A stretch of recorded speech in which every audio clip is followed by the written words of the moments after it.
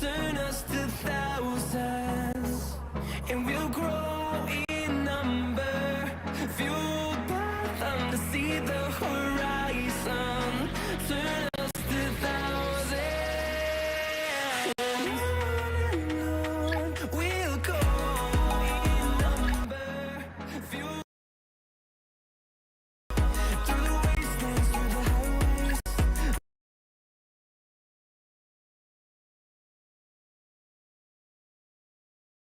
Till my shadow turns to sun rays, and on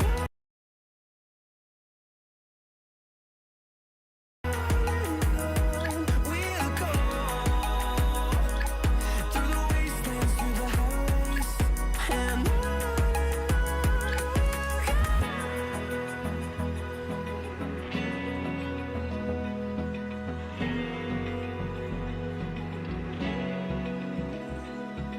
Open eye, feel the waves cut through me, hypnotized by the sounds I'm breathing in. Hold tight, chemicals collide. Hold tight, hold tight, hold tight. Dripping lights paint the skies, all because of you. Dripping lights paint the skies. Chị Google, bắt đầu đọc bình luận. Can make me move. You can make me move. Can make me move. You can make me move.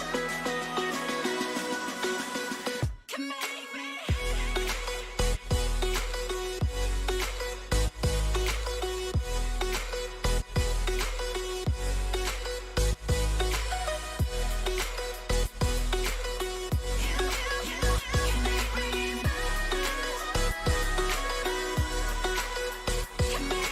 So alive, make it last forever. Stop in time, yeah, I surrender.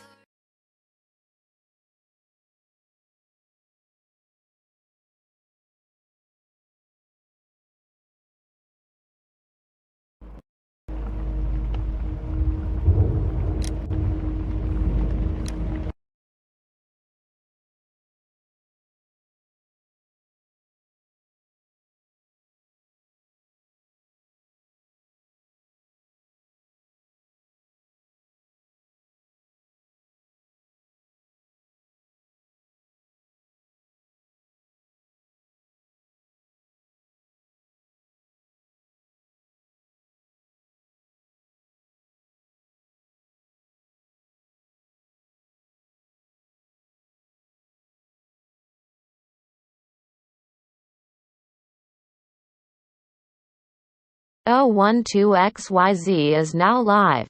Streaming scavengers. 17+Esrb hashtag scavengers. Multiplayer hashtag Sherlock Holmes. Case6. Hashtag XYZ spacious. GameList May10Mo21-23Tz+7. 012XYZ hiện đang sống. Truyền phát cầu thang 17+Esrb thăng SCAVENGEAS. Multiplayer thăng SSELLCKSOLMES. Case6 thăng XYZOPSOLE. GameList May10Mo21-23Tz+7.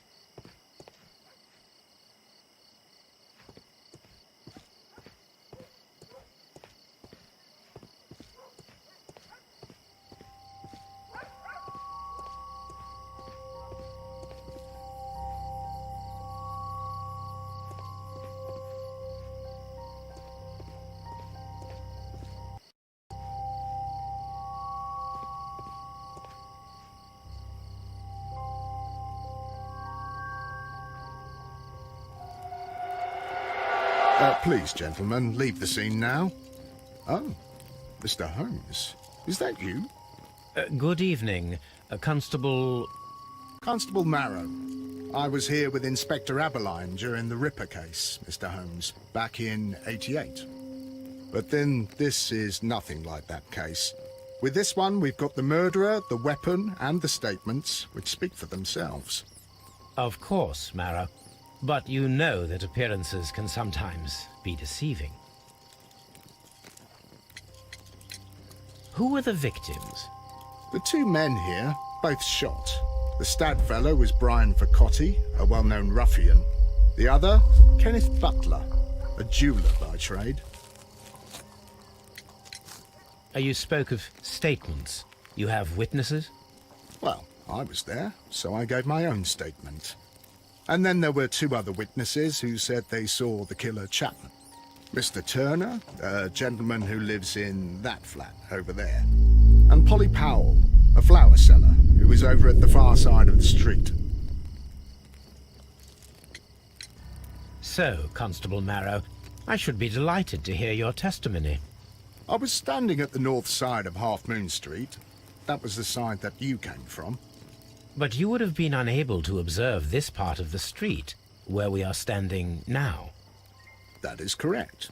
But I saw the two victims slowly enter Half Moon Street, and then shortly after, the fireworks started. A few minutes after that, the fellow Chapman rushed towards me and ran into Half Moon Street. Please continue.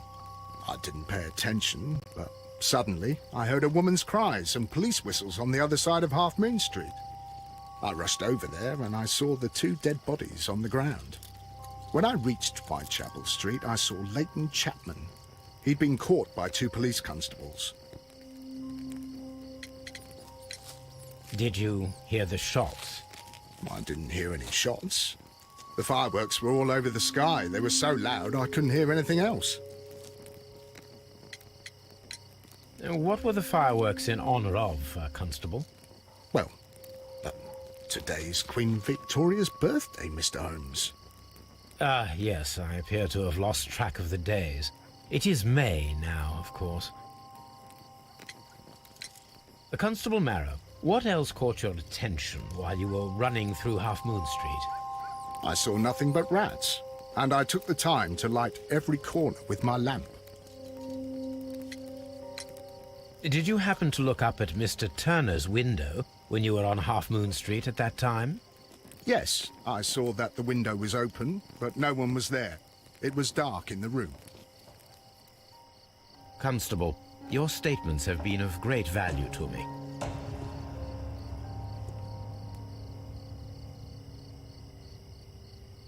The bullet struck his head.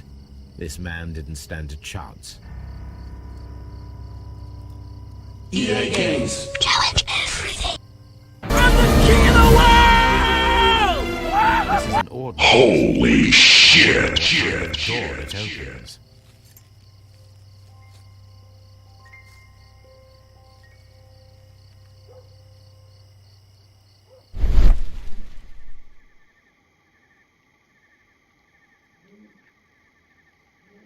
A piece of wood that has stuck between the cobblestones.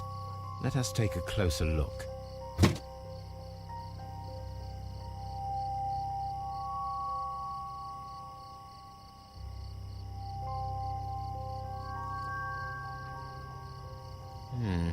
This shard of wood is quite new.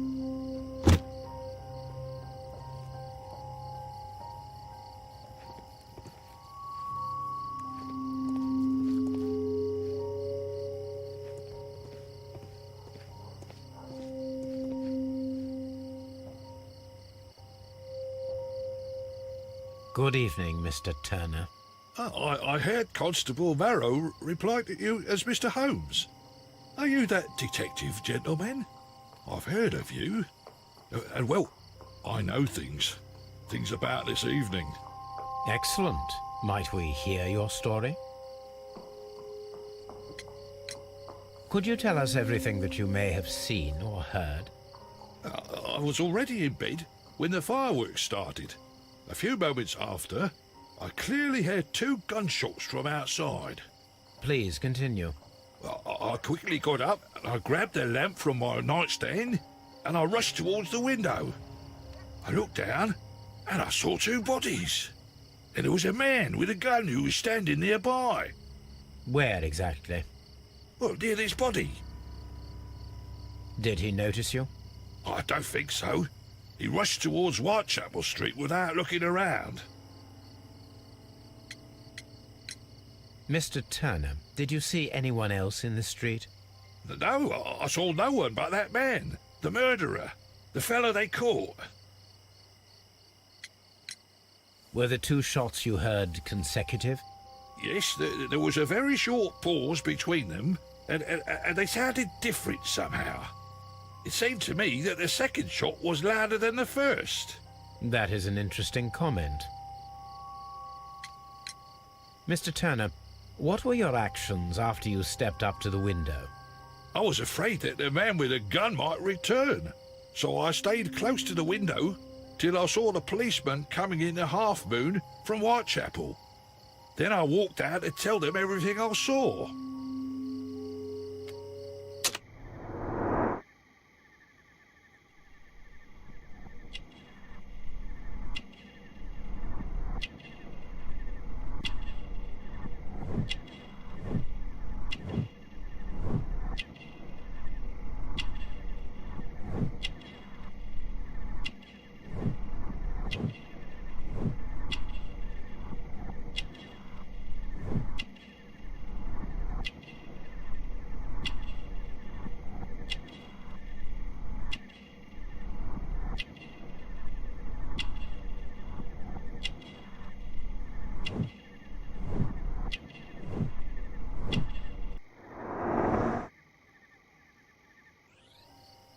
You have helped us a great deal, Mr. Turner.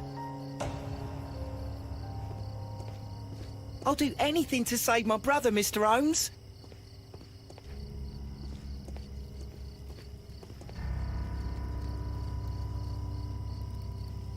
He tried to stop the bleeding with his hand. Death was not instant.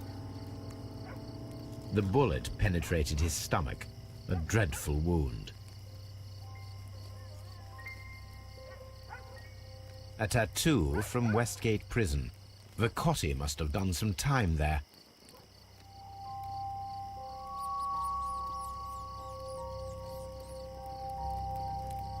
Brian Vacotti suffered greatly. What a terrible way to die.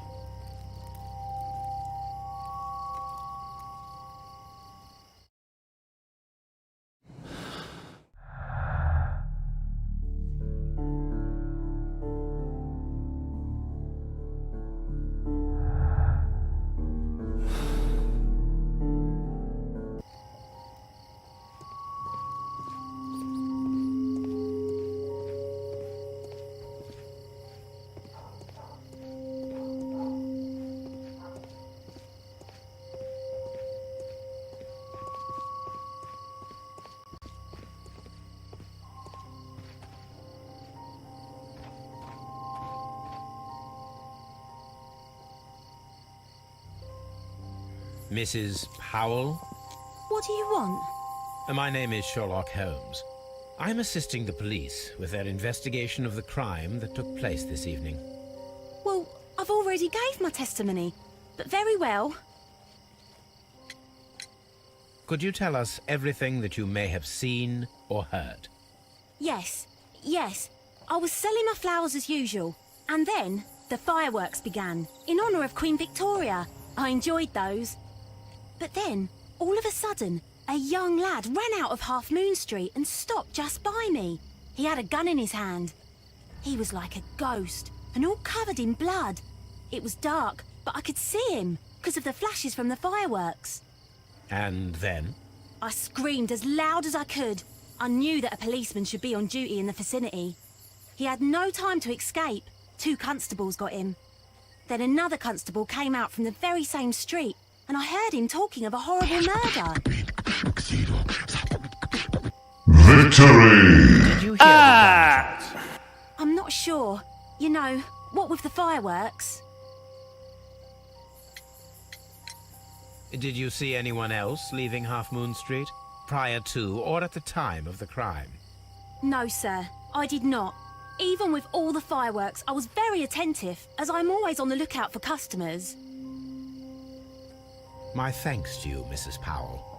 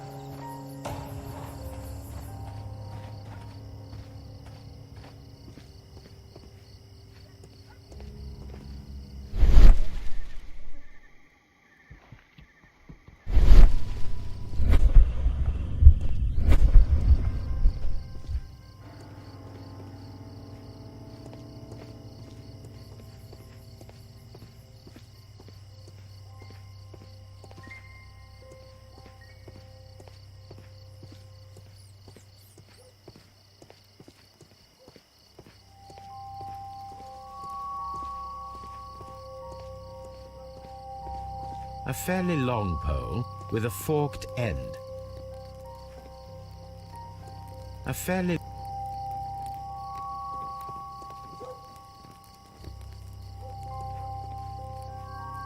fairly long pole with a forked end.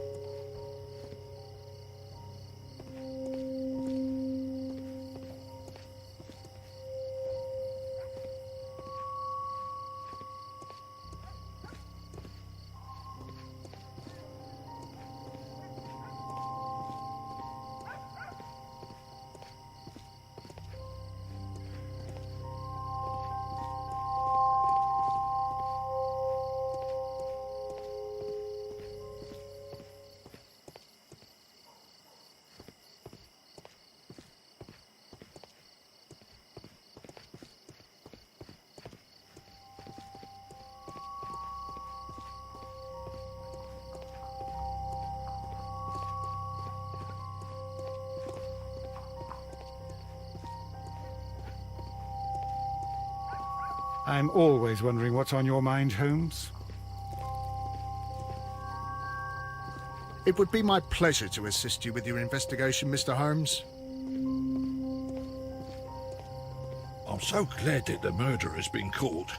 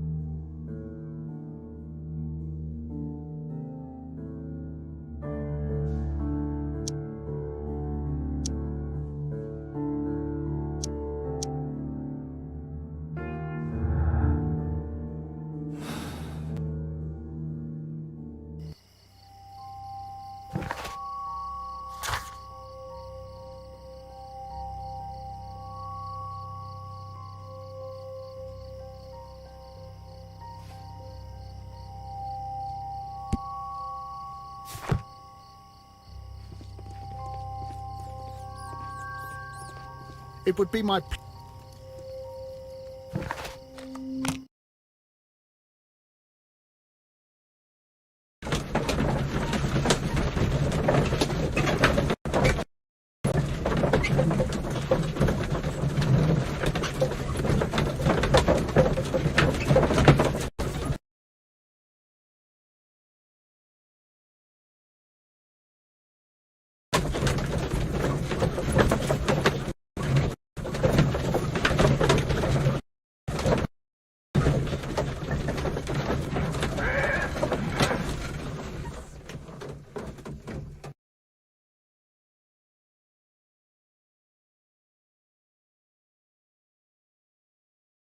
Mr. Holmes, whatever brings you here so late at night?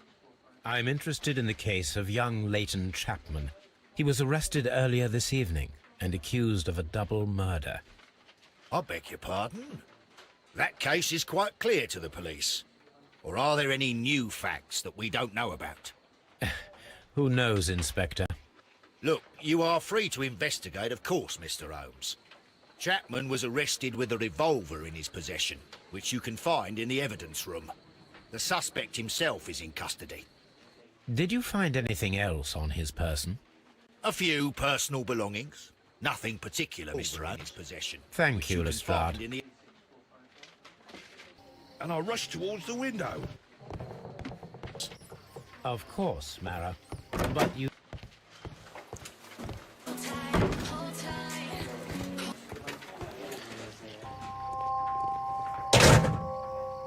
So this is the gun that Leighton was holding when he was caught by the police. It is a Webley revolver, a reliable weapon. It seems as though the shells were not removed from the cylinder. It seems as though the shells were not removed.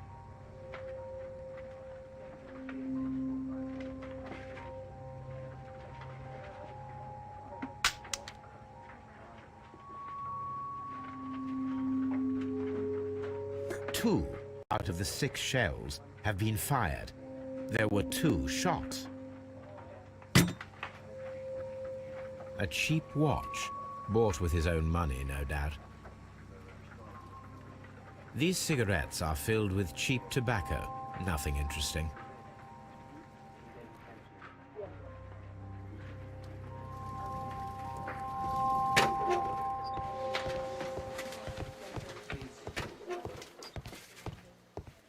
Please escort this suspect for interrogation. Good evening, Mr. Chapman. Who are you? I've got nothing to say. All a Please mistake. escort this suspect Calm down, for interrogation. I have come here to help you, to find out if you truly are innocent, as your younger brother Wiggins has told me. My brother? You know him? Then that means you're... Sherlock Holmes. Oh, blimey. All right, Mr. Holmes. I'll tell you everything. Good. Tell me your account of what happened. I left my work, and I hurried up to see the fireworks in Whitechapel. I was late, so I decided to cut through Half Moon Street. I saw the first fireworks light up in the sky. I bumped into a constable on a corner before entering Half Moon. Then suddenly, what with all the firework flare, I saw 2 men. They were both lying flat in the middle of the street. I stopped where I was. I thought about turning back to the police, but as I was thinking of that, I saw a third person. He was leaning over the body that was furthest from me. The second I saw him, he raised his head, and he stared at me. In a flash, I saw his gun, but he made a dash for it instead, and he escaped through Whitechapel Street.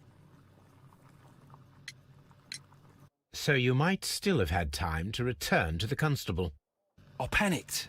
I didn't know what to do. Anyway, I approached the bodies just to see if they were still alive. I saw that one had blood pumping out of his stomach. He was dying. It was horrible. The second one was already dead. He had a hole in his head. He was holding a gun in his hand, though. I took it, and then I followed the third man. Interesting. Pray, continue. I turned a corner, and I saw the man standing in the middle of the street. He seemed to be in some sort of panic. And then, Mr. Holmes, something strange happened. I told the police and they laughed at what I said, but I swear to you, my words are true. I started running towards him. But then I was blinded by a flash. It was so bright that I hardly saw anything for a good dozen seconds. But I kept running forward. As I arrived in Whitechapel, I heard a woman screaming. And then I was caught by the police. But there wasn't a trace of that man. Of course, then they found a gun and all that blood. I couldn't see the murderer escaping and all that mess. Perhaps I was still half-blinded at that moment. A thrilling account, my young man. Leighton, are you able to describe the person whom you saw standing in Half Moon Street? Well, I wasn't able to see his face at all. It was too dark, and he was too far away. I could see his silhouette. And what about that? Nothing so special. He was wearing a jacket. He was quite average in size and his weight. I see.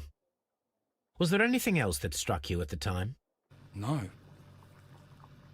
But perhaps it's strange, but I can't remember the sound of his footsteps as he was running away. Perhaps it was because of the fireworks or the surprise of me seeing him.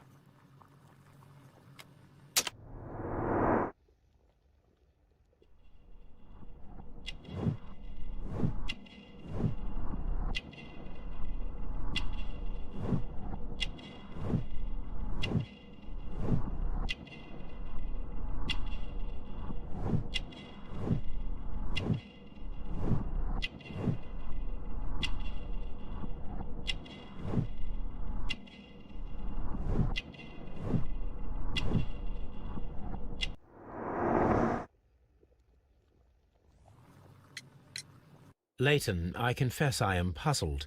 Why should a young lad like you take a gun from the hands of a dead man and set off in pursuit of a probable killer? I know. I keep wondering that, but at the time it was like a reflex. A criminal ought to be arrested, and he was armed. You were willing to risk your life. That was a little foolish, unless you wanted revenge. No, Mr. Holmes. I was just being brave and stupid.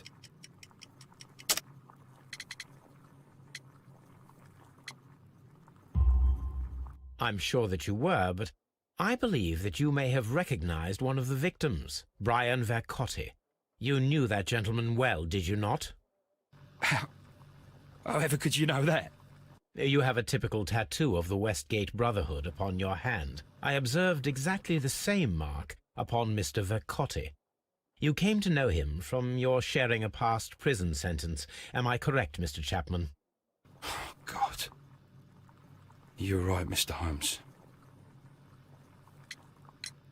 Would you tell me a little about Brian Vercotti? We were convicted for a robbery. Once in prison, both of us joined one of these fraternities. During that year, we tried to help each other out, you know? You were quite young then, I believe. Yes, Mr. Holmes, we were. We'd only stolen a pound of meat.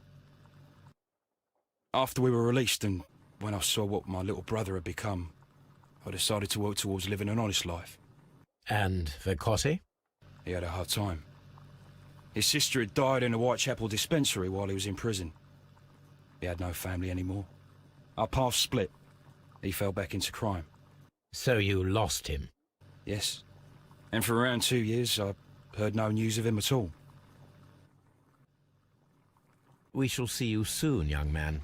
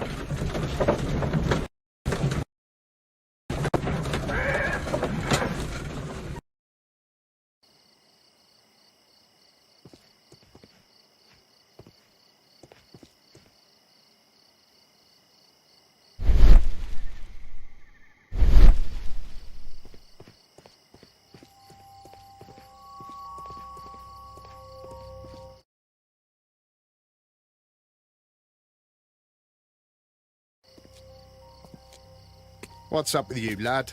What are you waiting for? I'm waiting for my brother to be released. Your brother? The one that you caught, beat up and imprisoned. Ah, the murderer. He ain't killed no one, copper. Watch your mouth, lad, else you'll be joining that worthless brother of yours.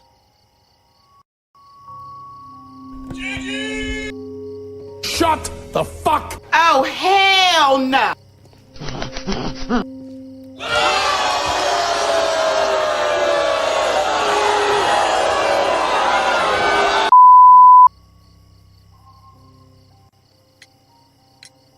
Mr. Turner, you have stated that you remained close by your window after the crime, is that correct? Oh, yes, Mr. Holmes. I stayed at my window until the policeman arrived to examine the dead bodies.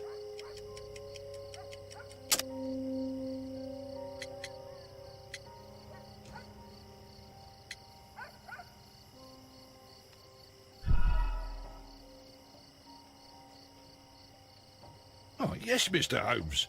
I stayed at my window until the policeman arrived to examine the dead bodies.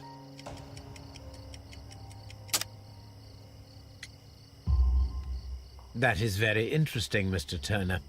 Constable Marrow stated that he did not see anyone at the window when he was running through Half Moon Street. Well, I think Constable Marrow and me, we might have been distracted by the whistles and shouts coming from Whitechapel. We could have missed each other somehow. You understand what I mean? It was a bit of a stressful moment, to tell you the truth, sir. Allow me to form my own theories, Mr. Turner. Would you mind showing me the view that you had from your window? Not at all, Mr. Holmes. Please, follow me.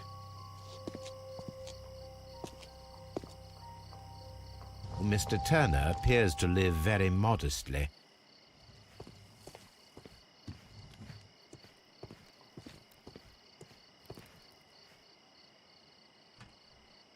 So, that's the view Mr. Turner had when he opened the window.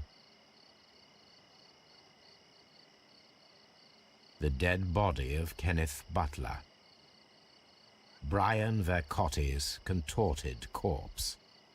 Mr. Turner had a perfect view of the crime scene. He saw the bodies clearly, and Leighton Chapman standing over them.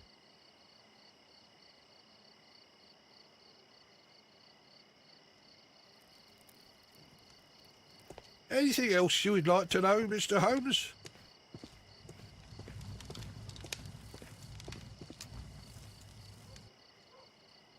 This fire is dying out. It was last tended to over an hour ago.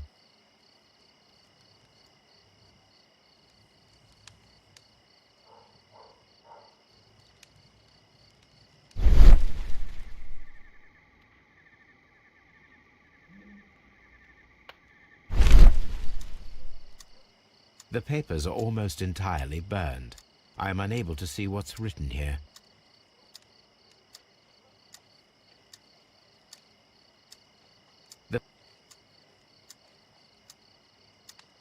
These words are illegible. The papers were thrown into the fire just a short while ago.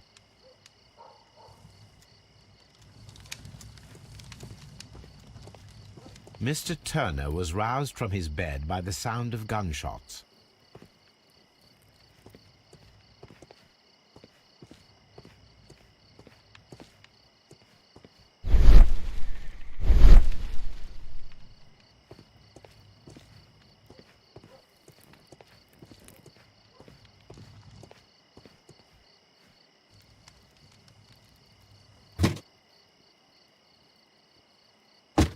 A perfect match.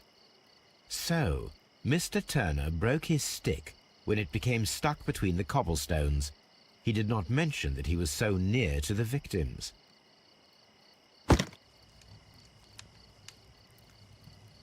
So, the books on this shelf are in a mess. It looks as though Mr. Turner was trying to find something in a hurry here a short while ago.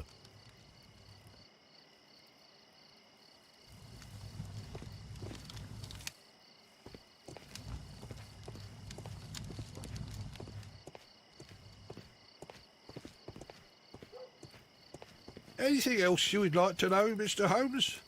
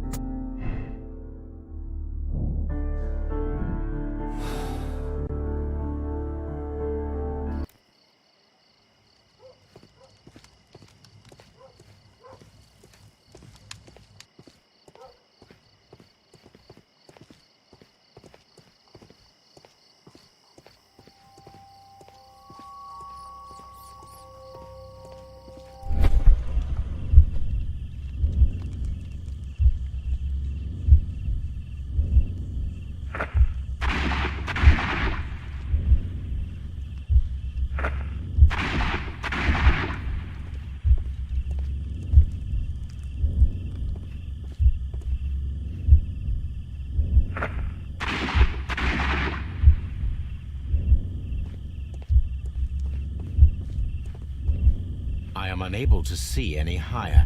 I need to find something to lift my lamp.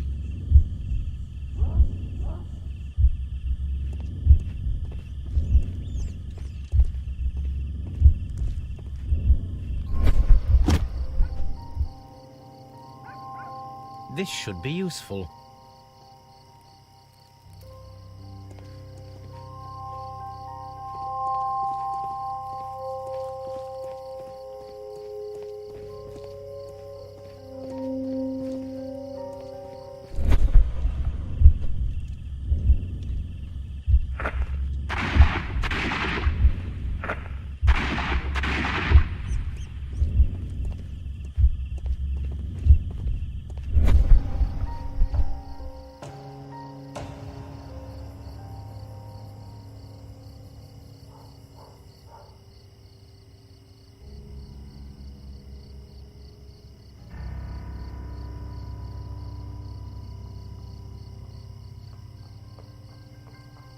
Nothing interesting here.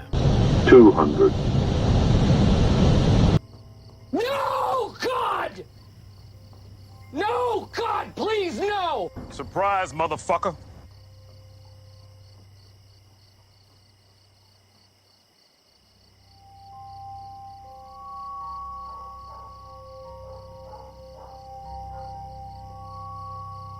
Nothing interesting here.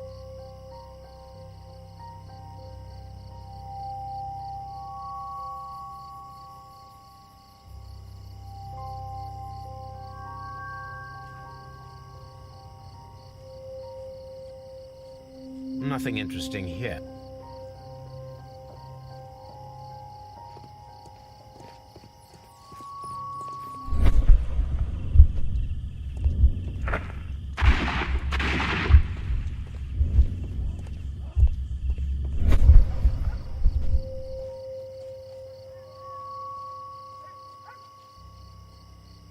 This is most definitely a bullet hole.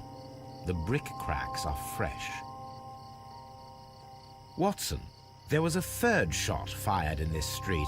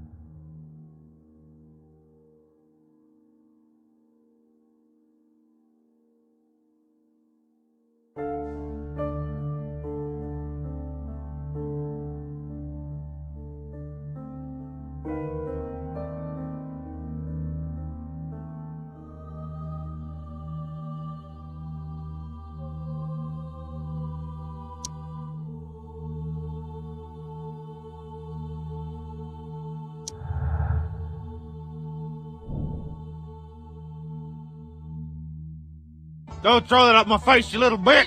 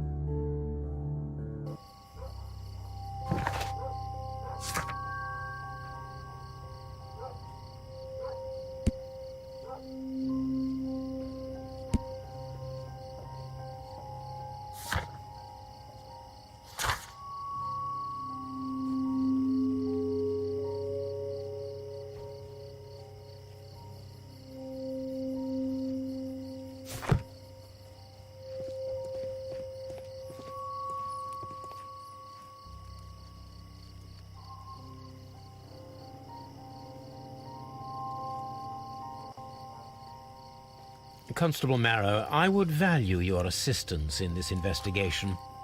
It would be my pleasure, Mr. Holmes. I would like to make sure that there are no places in Half Moon Street where a man could hide while you were running through it with your lamp. All right, Mr. Holmes, what should I do?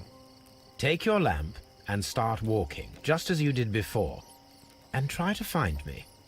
Understood.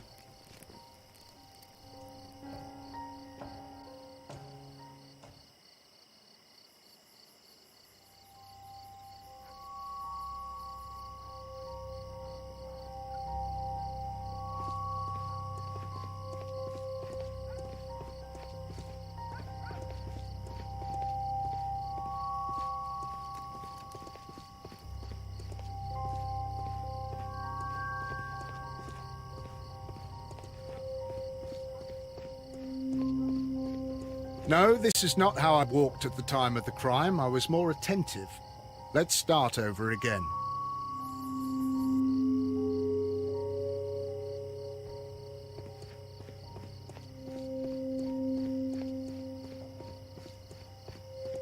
I can see you very well, Mr. Holmes. All right, Constable. Let's try again. I'll find another place to hide.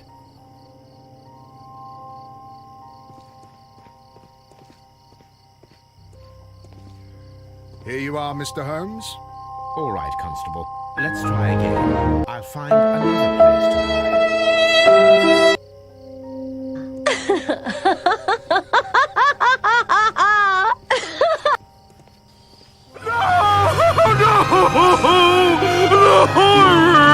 The horror!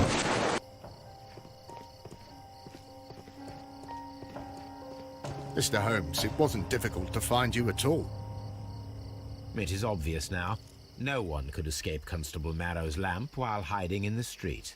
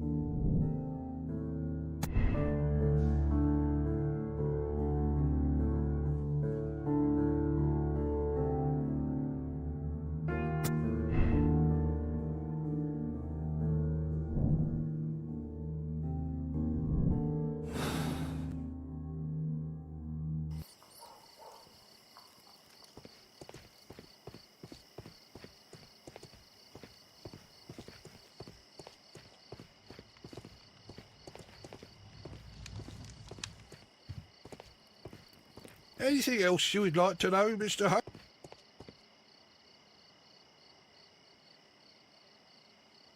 The dead body.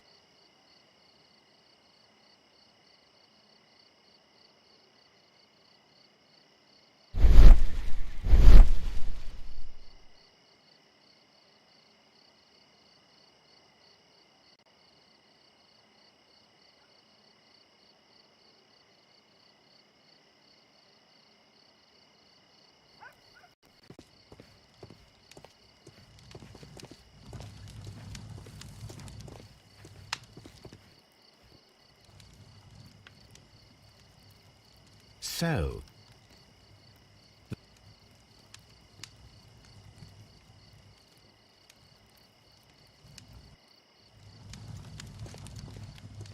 Mr. Turner was roused from his bed by the sound of gunshots.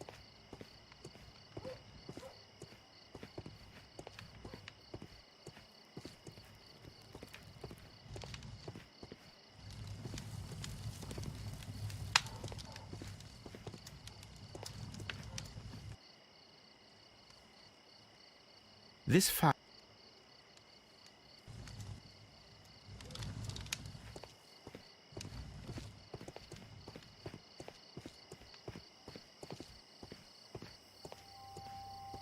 Mr. Holmes, did you see my brother at Scotland Yard? Is he all right? It would be my pleasure to assist you. I'm always wondering what's on your mind.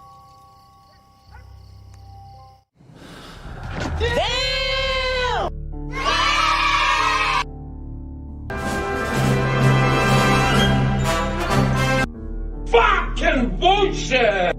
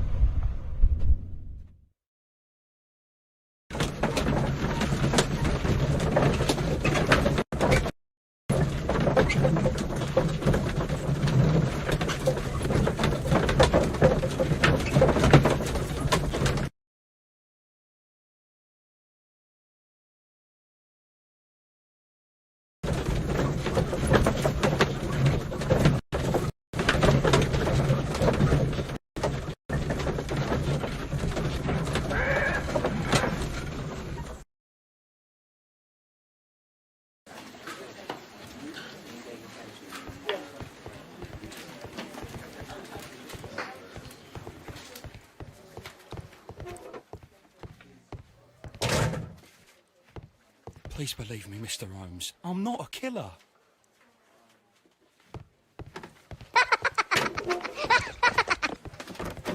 Oh, no. Mr. Holmes, what is the trouble with that man?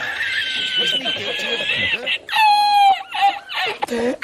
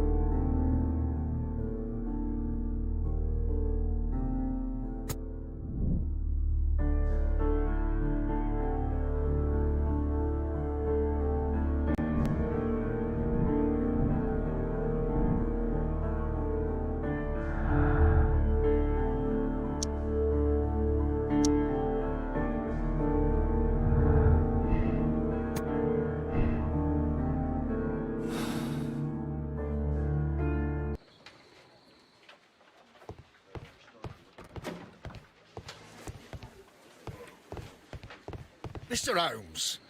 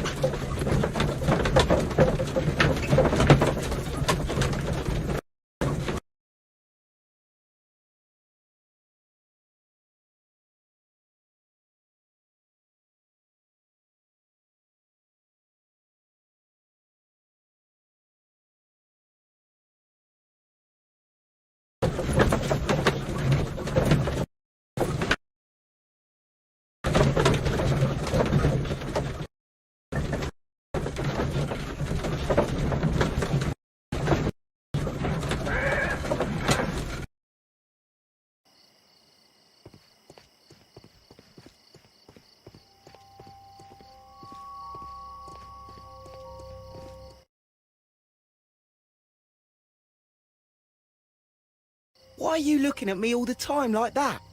I'm just watching you, lad. I never know what to expect from people like you. People like me? Yes, street beggars and thieves. I ain't a thief. Oh, no? Then where did you get whatever it is that you're gnawing on? I very much doubt that you bought it. What ain't seen can't hardly be stolen.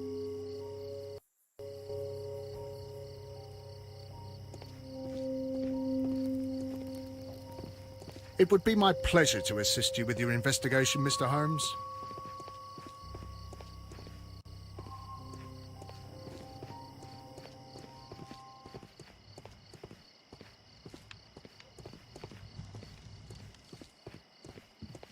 Anything else you would like to know, Mr. Holmes?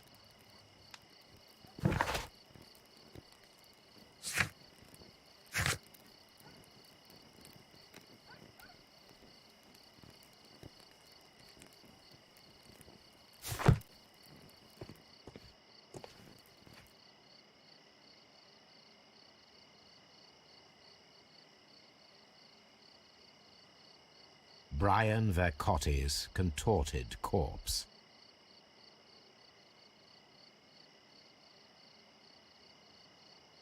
The dead body of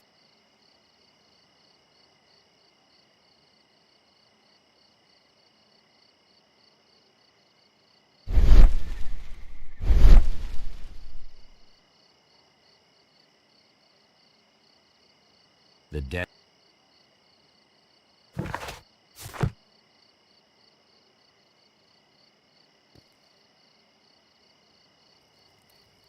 Anything else you would like to know?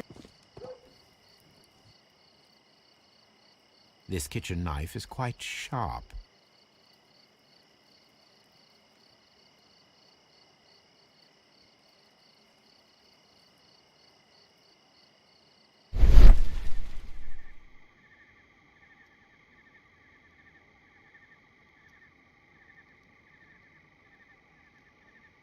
There are pieces of shredded paper scattered over the table.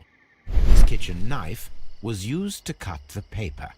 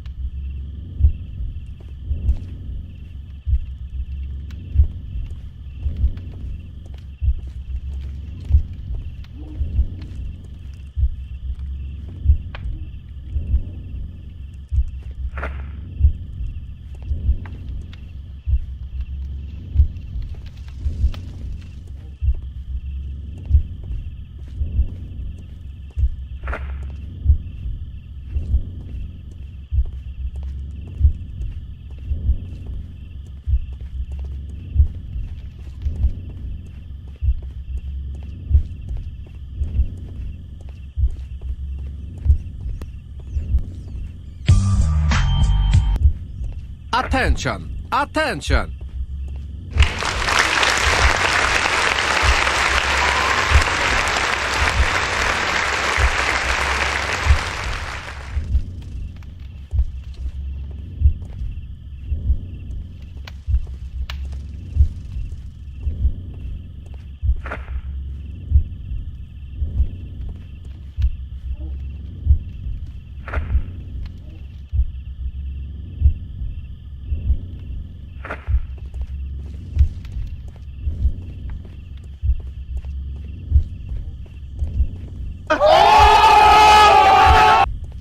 Go suck a dick, suck a dick!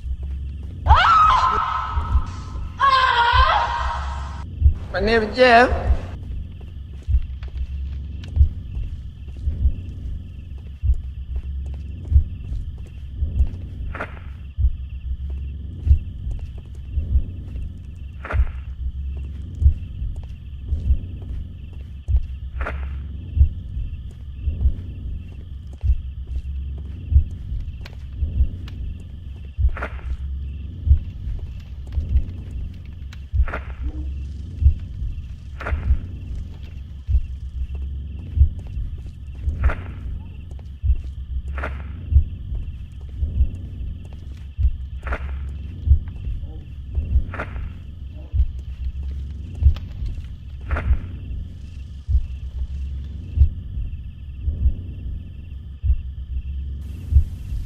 Welcome to the rice fields, motherfucker! Initiating System 1.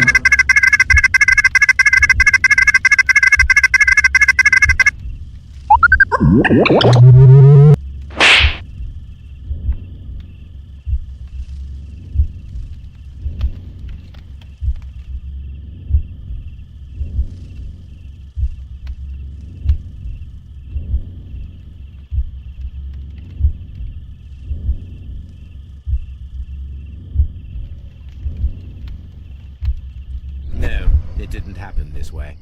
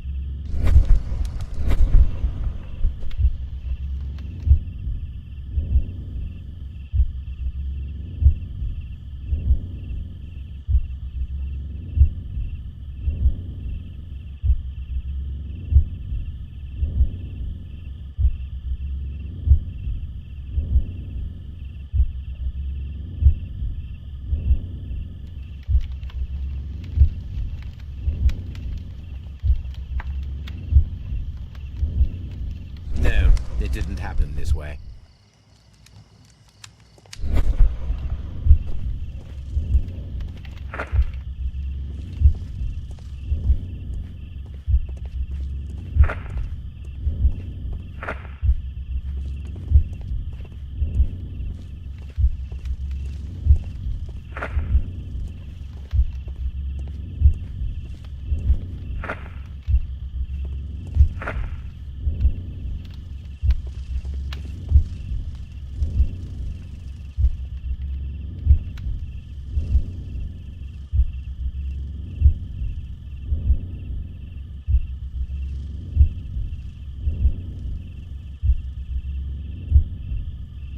And his name is John C.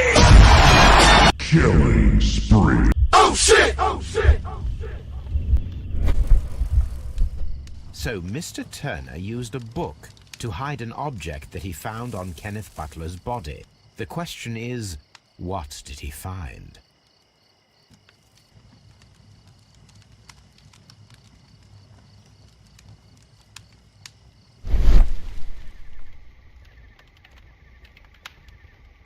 I can see prints from greasy fingers upon the cover of this book. Let us take a closer look. Well now, what a find!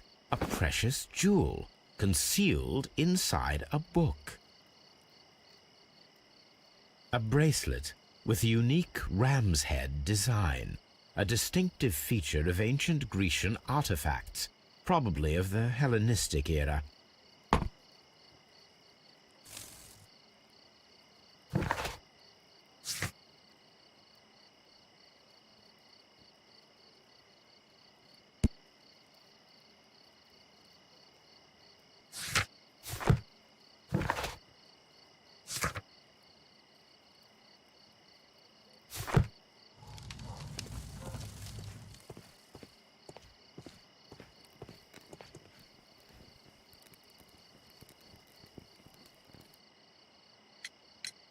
Mr. Turner, how would it be possible for a man of advanced years, such as yourself, to rush from his bed to the window in a matter of seconds, as you have stated? Well, I'm able to move very quickly, despite my age. And when the situation requires it, Mr. Holmes.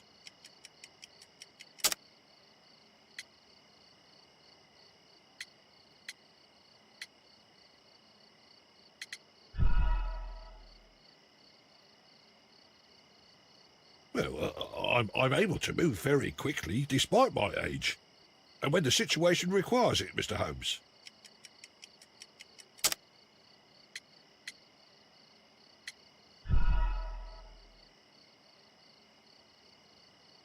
Well, I'm able to move very quickly, despite my age.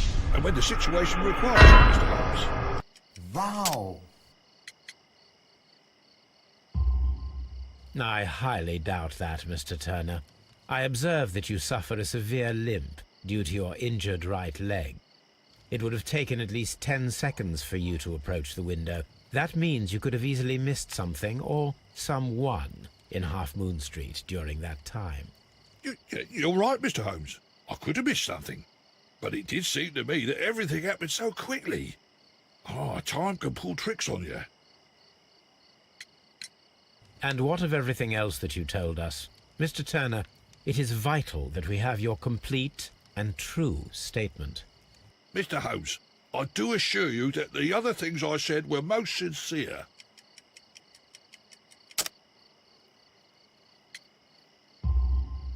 Mr. Turner, you were not sincere with me. Not then, and not now. But Mr. Holmes... This, Mr. Turner, does not look like anything that a poor man might possess. It is worth more than the home that you live in. I can explain. No, merely correct me if I am wrong. You saw Leighton Chapman through the window, but you also noticed a glittering object on the ground. This precious jewel. You walked down and took the bracelet from the body of Kenneth will find Butler. you. And when you heard the whistles, you hurried away. That broke your walking stick. It caught fast between the cobbles. Constable Marrow was unable to see you in the window as you were climbing up the stairs on your way back to your flat. Upon returning home, you hid the precious jewel inside a book. Mr. Holmes, please don't send me to prison. I didn't do anything bad. I'm just a poor man. When I chanced upon the bracelet, I saw it as an opportunity to make a little money. I was desperate. I only took the bracelet, that's all, I swear. You made a mistake by lying to me.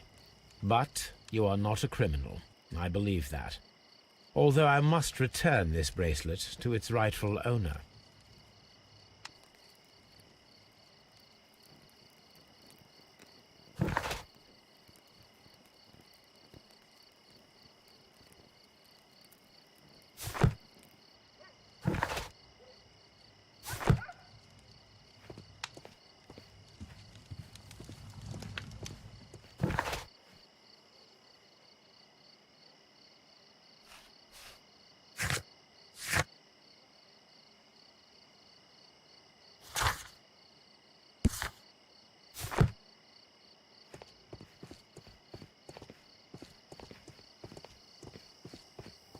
I'll do anything to save my brother, Mr. Holmes.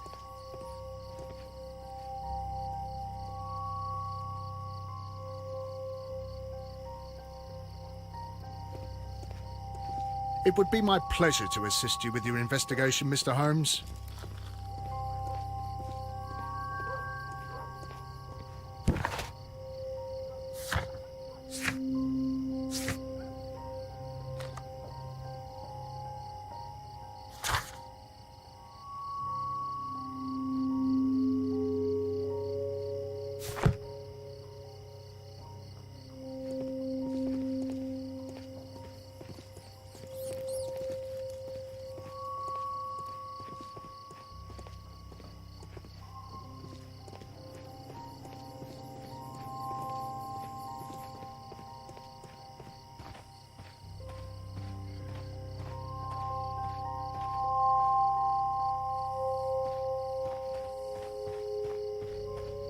Such a young man, and already a murderer.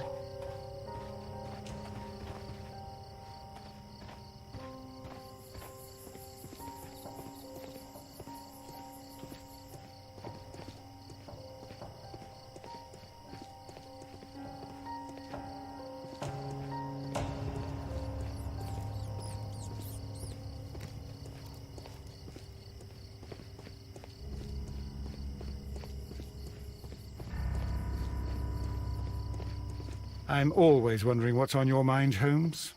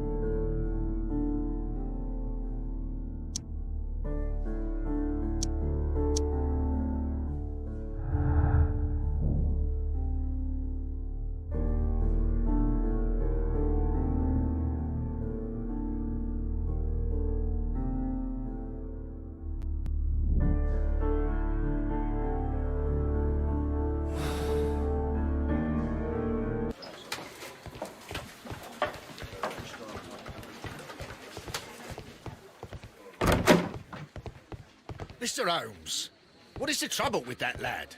Isn't he guilty of murder?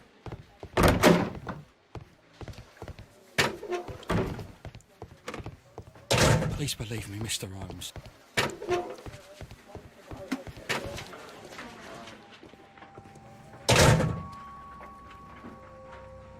So this is the gun that Leighton was holding. A cheap. These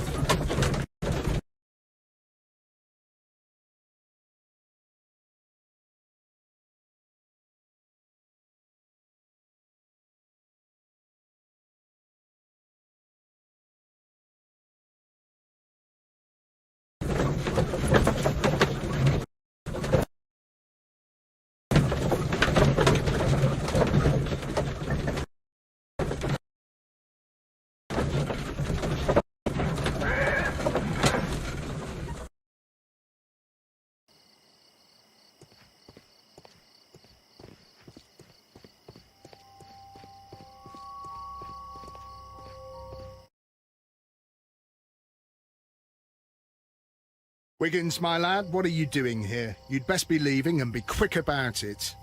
I've done nothing wrong. You'd learn more by watching Mr. Holmes. He knows exactly what he's doing. Not like you. Boy, watch your tongue.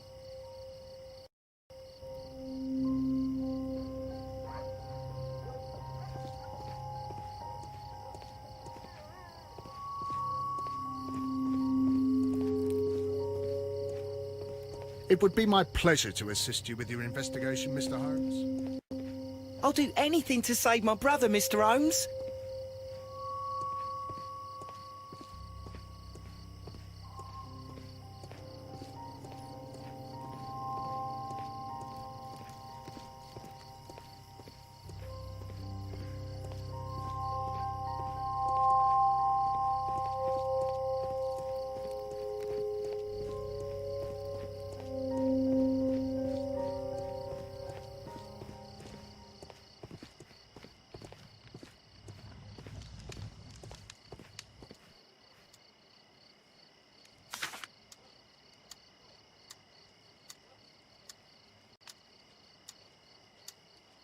These words are illegible. The papers are almost entirely burned. This fire is dying out. It was last tended to over an hour ago.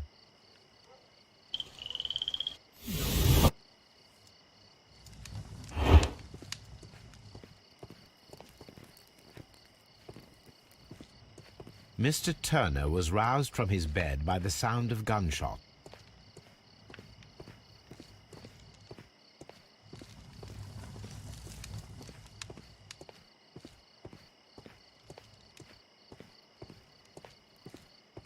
That's why it's better to stay at home at night.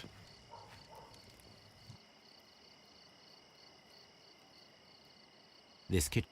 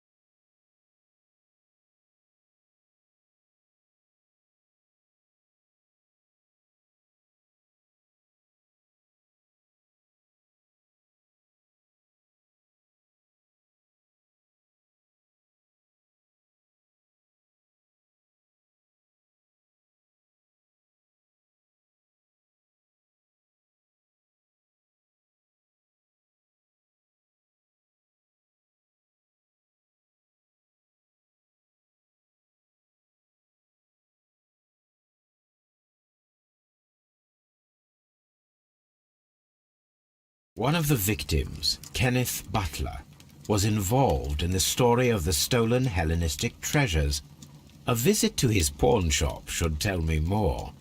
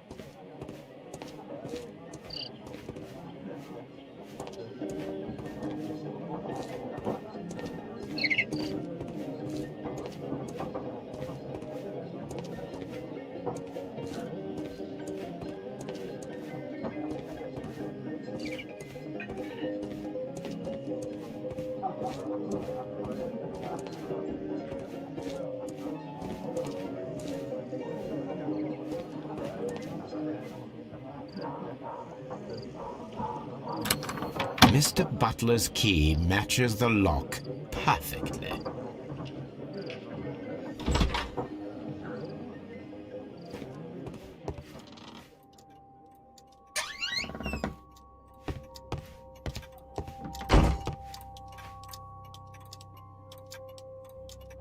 This is exactly what we need in order to imitate the flash of the fireworks.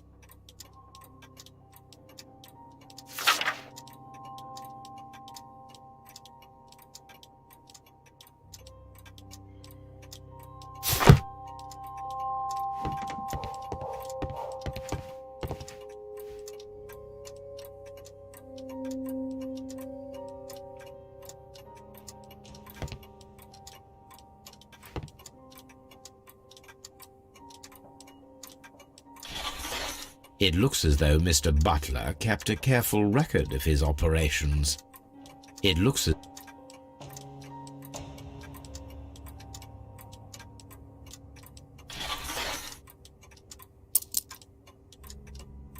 the ram's heads.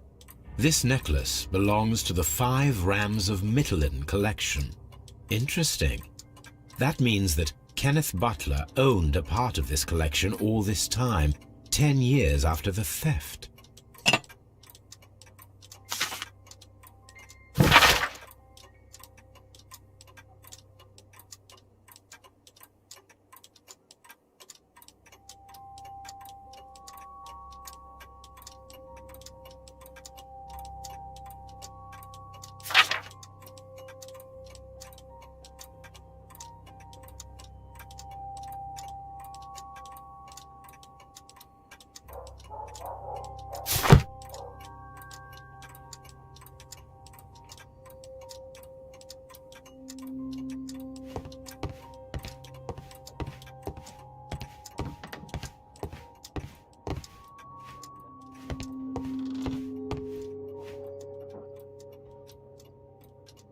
These tools are exactly what I need to climb the wall.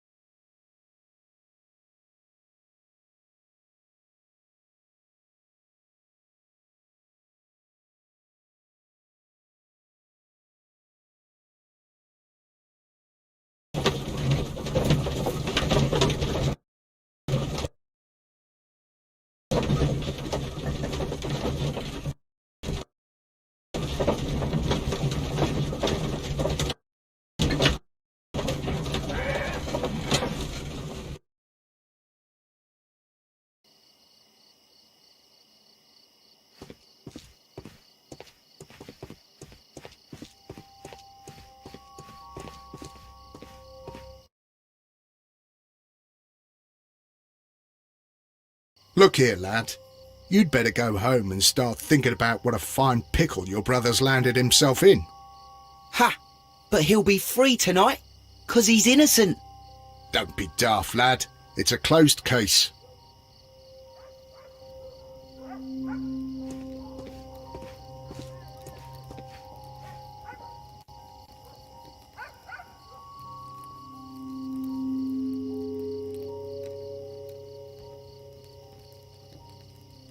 Constable Marrow, Watson, I would like to perform another kind of reenactment with your help. I'm listening, Mr. Holmes. I want to check if Leighton's testimony can be trusted. If someone could vanish into thin air at a specific moment. But Holmes, I don't see how. I am going to be the mysterious gentleman whom Leighton followed. I will stand exactly where he saw him before he was blinded by the flash. Watson, you will be Leighton. When I fire the signal flare, you should start to chase me. I understand, Holmes. You, Constable Marrow, just play your part and do exactly as you did. Just, please, wait 5 seconds after the signal flare. I doubt that Polly Powell would have screamed any earlier. As you say, Mr. Holmes. Let us begin, then. Catch me if you can.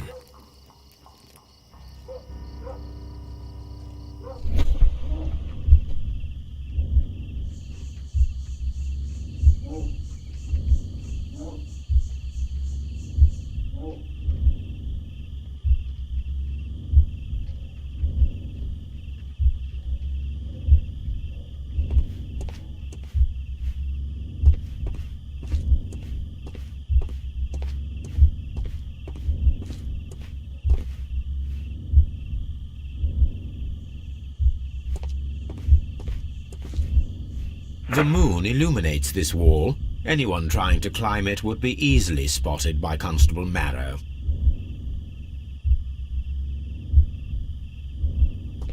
This wall is cast in shadow. It would be difficult to see anyone scaling it.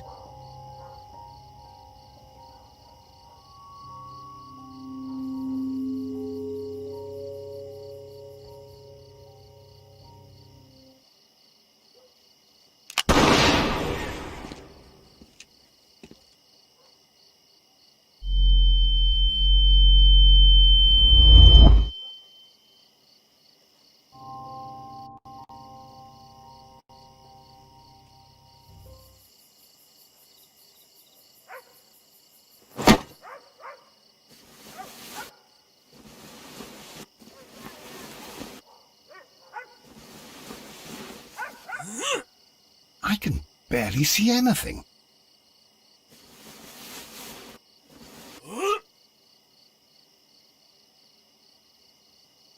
Holmes? Are you there?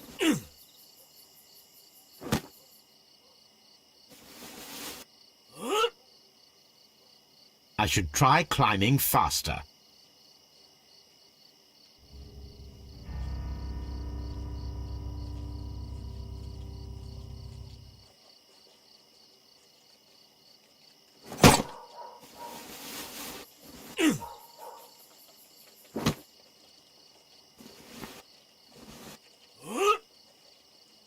I can barely see anything.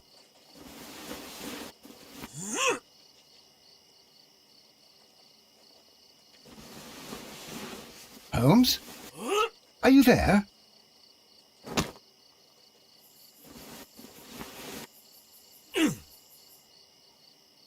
I should try climbing faster.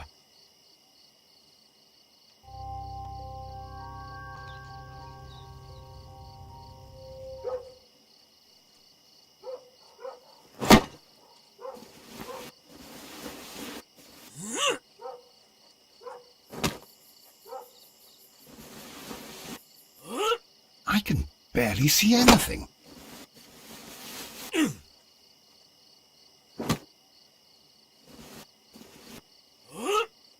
Holmes? Are you there?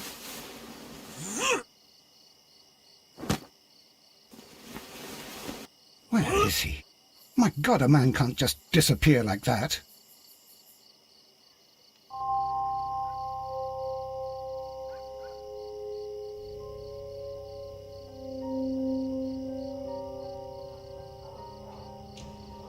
Holmes?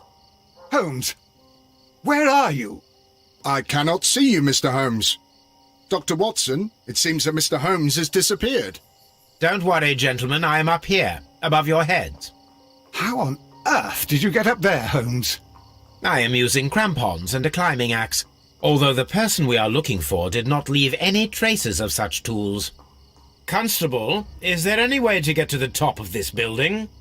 Yes, Mr. Holmes, I can show you. The door to the building can be found from Whitechapel Street. Gentlemen, I am on my way down.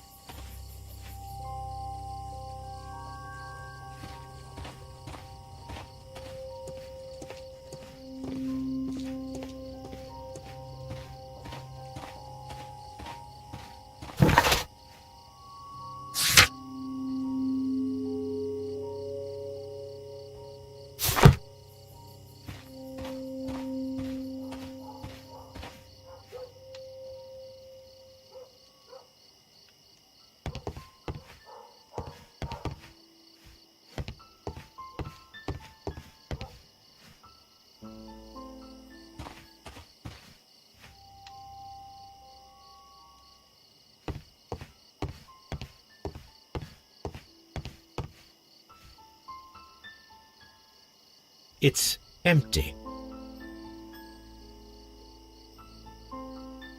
Someone broke through the window to get inside the attic, but in his haste he ripped his jacket.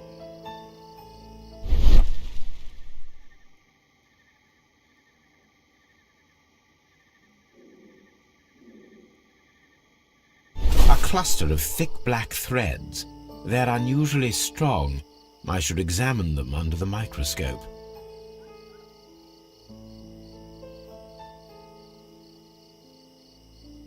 These shards of glass are from the window above.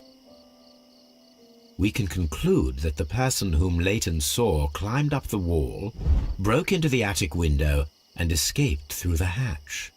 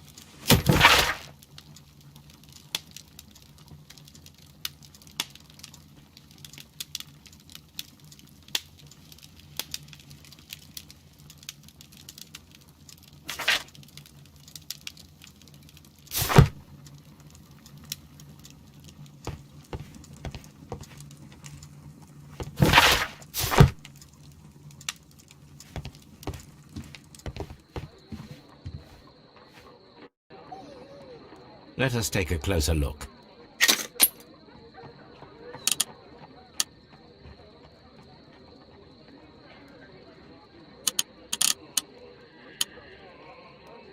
It is not a thread, but a hair. I very much doubt that it is human. I need to compare this sample with a human hair and a horse hair. A shaving brush is usually made from horsehair. Watson, could you please pass me your shaving brush? Here you are. Watson, look, what's outside the window? Well, I don't see anything. Ouch! Holmes! Oh, don't make such a fuss. One little hair. Human hair is significantly thinner than the black sample. The horsehair is thinner than the hair that we found. So, this black hair belongs to an animal, and it is larger than a horse. A hair from a large and exotic animal. My analysis table.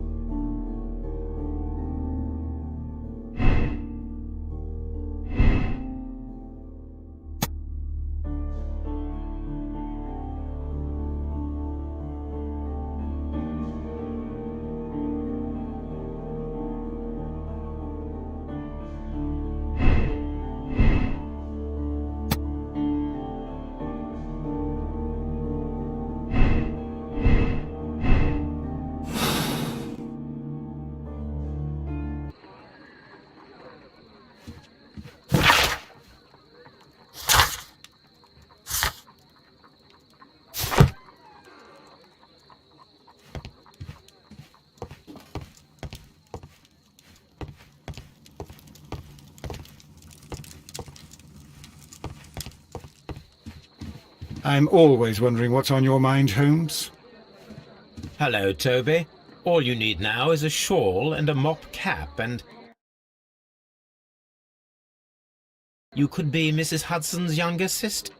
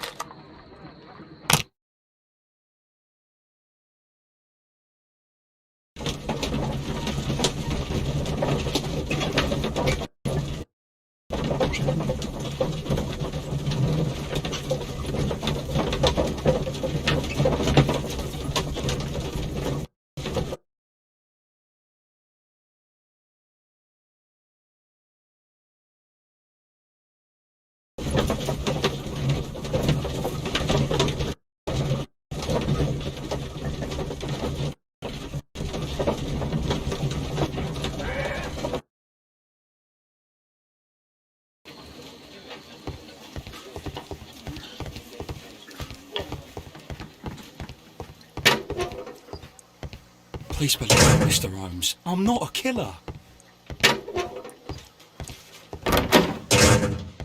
Mr. Holmes, what is the trouble with that lad?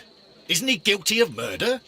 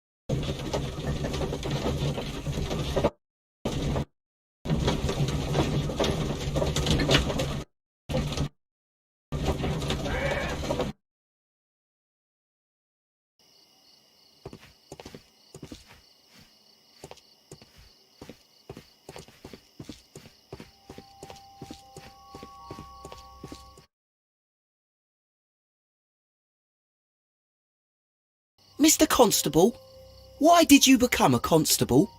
Why? Because I wanted to serve Her Majesty, that's why. And what about serving the people like us? What? Your sort are the plague of London. Be quiet now.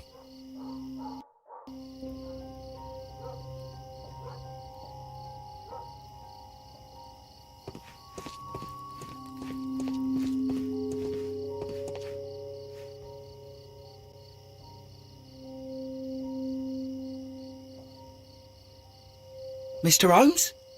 We have good news for you, Wiggins. The investigation has proven very interesting so far. We found facts and details that confirm your brother's innocence. I knew it, Mr. Holmes. But for now, Wiggins, we need your help. Anything you like, Gov. I need you to locate a circus that has stopped over in London. It needs to have disposed of at least one exotic animal, a very large one. You can count on me, Mr. Holmes.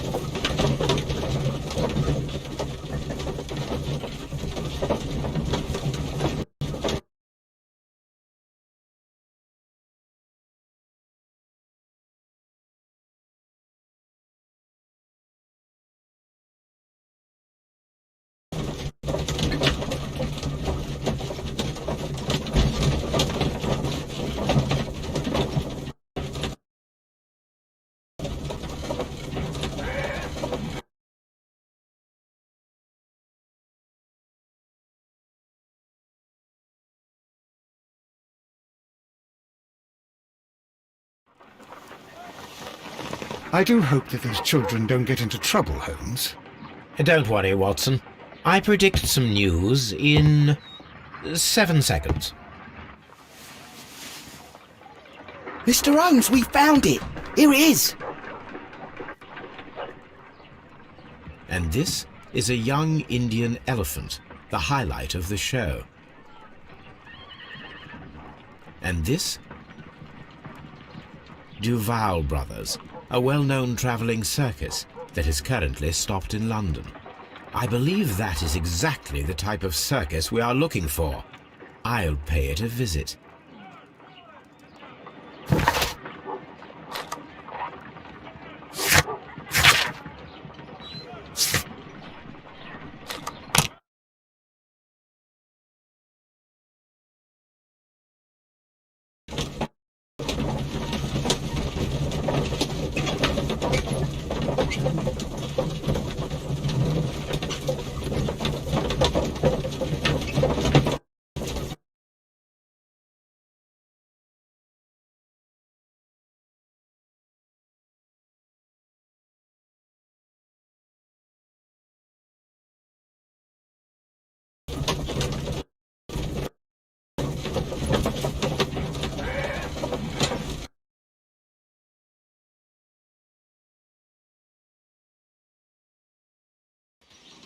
Aye, you!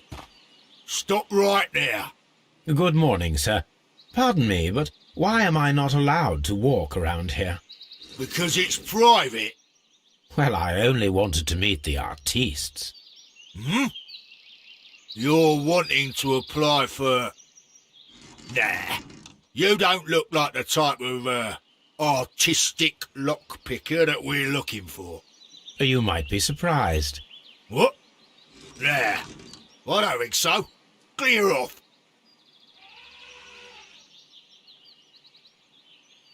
You're a bit slow to catch on, eh? Get lost. You're a bit slow to catch on, eh? Get lost. You're a bit slow to catch on, eh? Get lost.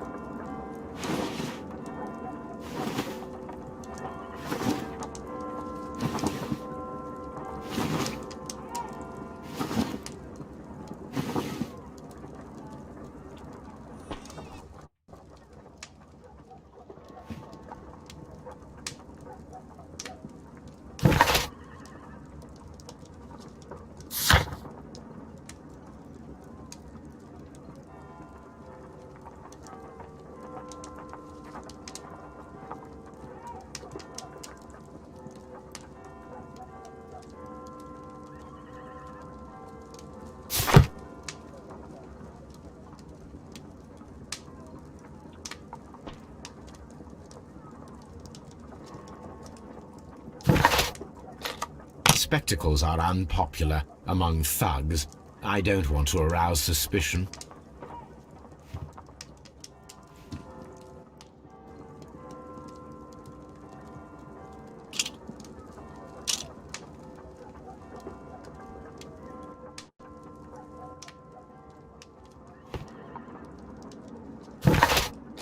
I'd better wear a shabby hat.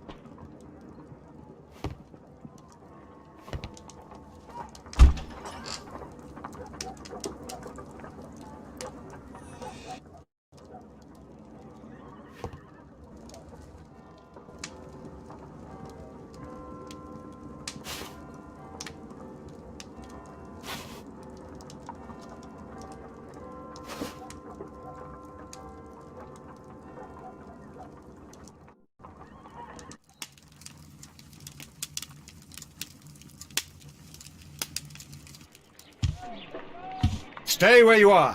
What are you doing here, and where is Sherlock Holmes? Calm down, Watson. Take deep breaths now. It's me. Oh, thank God, Holmes. I can't get used to your disguises. Thank you, Watson. That means I am ready to go.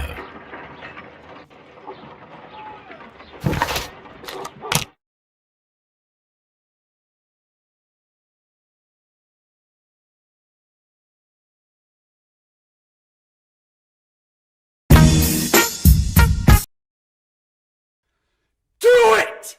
Just do it! Yesterday, you said tomorrow, so just do it! Make your dreams come true! Nothing is impossible! No, what are you waiting for? Do it! Just do it! Yes, you can!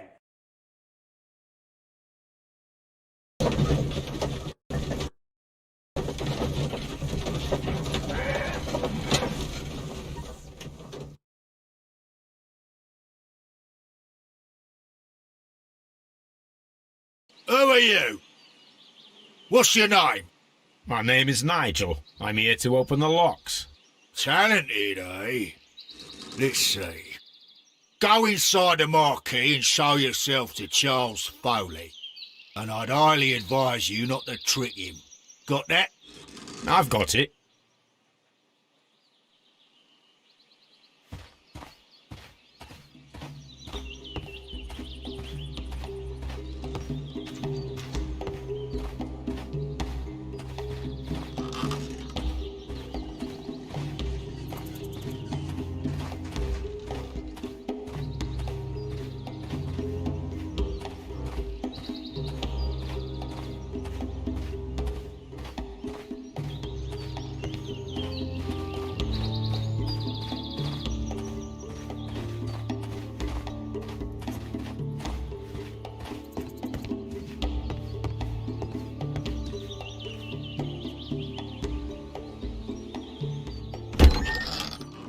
So, everything is here, just as you asked.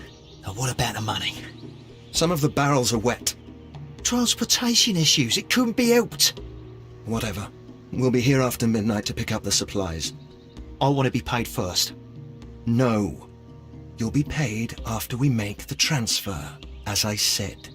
Right? I hope that no one saw you. The police are on the lookout. Of course not. I'm a professional. Glad to hear it. Be ready for tonight, then.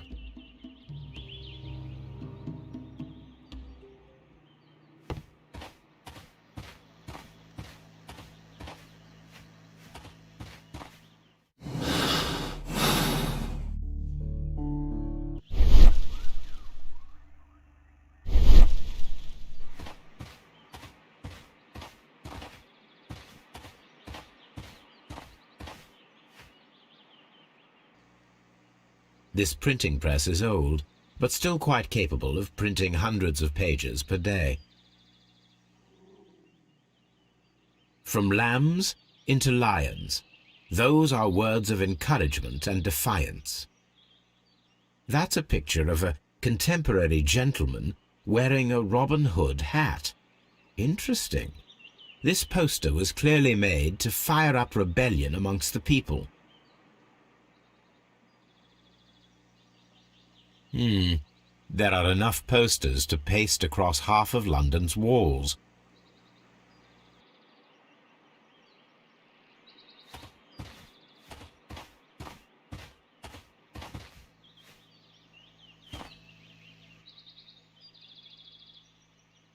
This wooden barrel is damaged. It is difficult to say what is inside. There is a spot on this barrel that was intentionally painted out. The crest of the Honourable Artillery Company. Could it be gunpowder? I need to be sure. There is a spot on...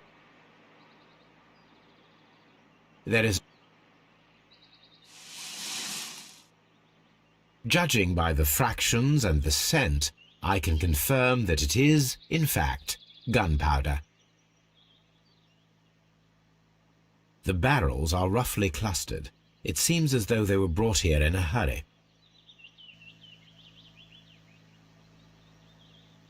Powder kegs, a printing press, and a great many blank papers. All of this was stolen by the Merry Men quite recently. And these poster samples. I am quite sure it is not a coincidence. The Merry Men are planning some sort of sabotage. Stop right there. Who are you? Are you Charles Foley? Maybe. They say that I can open any door. Do they now? We'll see that lock near the chains on a table over there. Open that.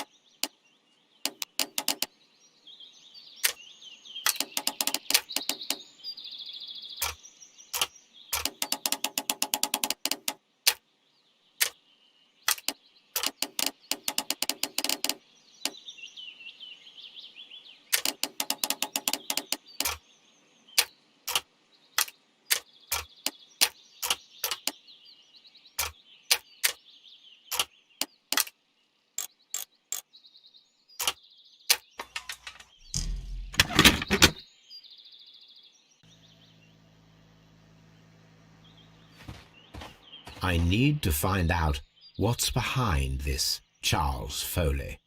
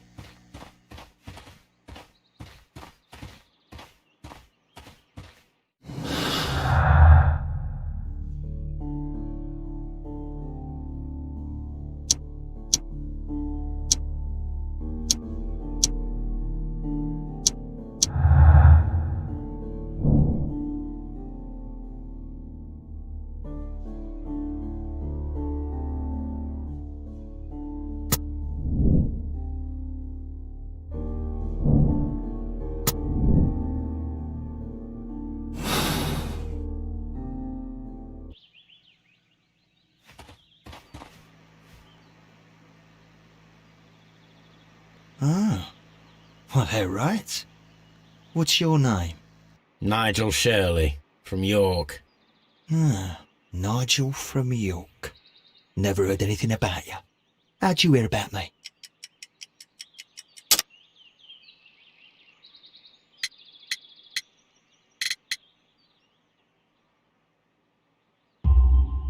It's a long story. I met your brother, Vincent the Butcher Foley, in prison. He told me all about his betrayal and all about you. Before I was released, he told me that you might find a job for me one day and pay me some money for me craft. Well, he died 7 days ago in prison. I'm sorry to hear that. That's all right. The traitor has paid the blood price for it. And you'll do the job anyway, because I need a talented lockpicker. I know just where to search for his legacy.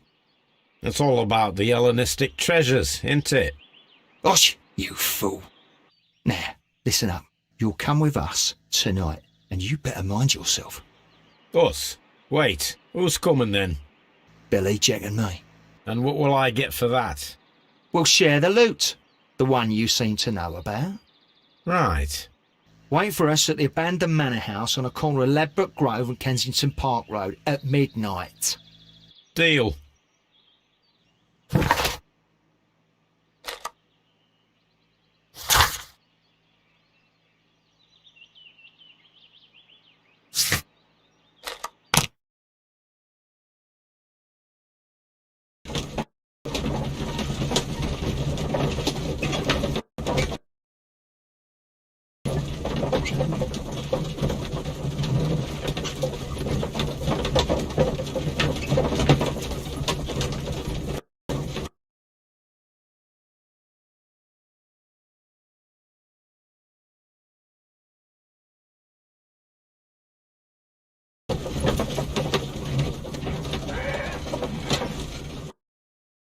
Here I am at the manor.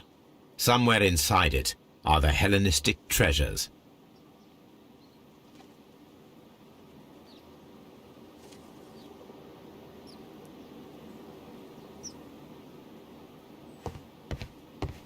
This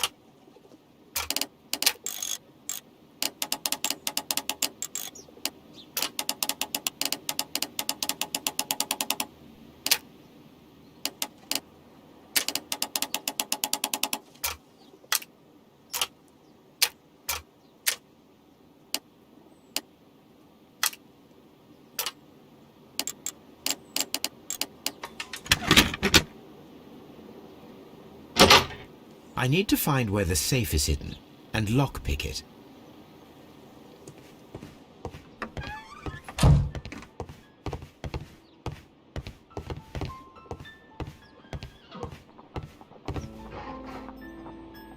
This cupboard is an absolute mess.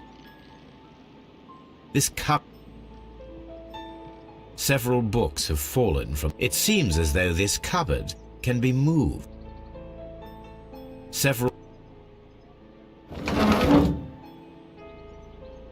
So, that's the lock I must open tonight.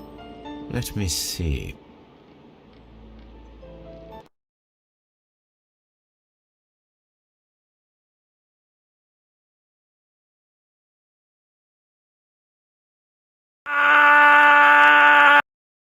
Oh my god!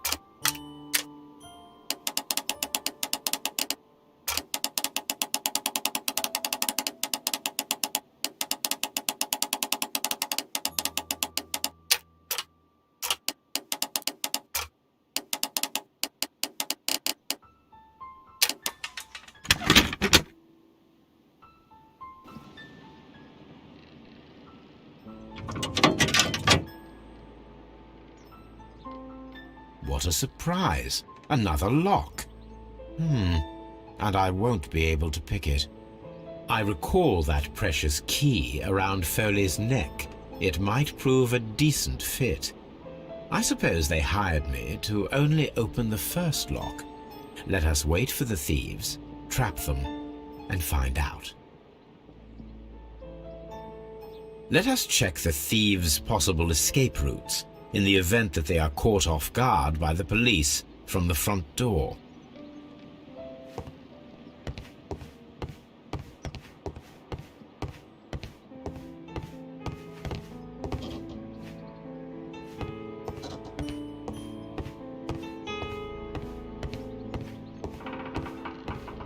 The ground floor window is a perfect way to escape the police.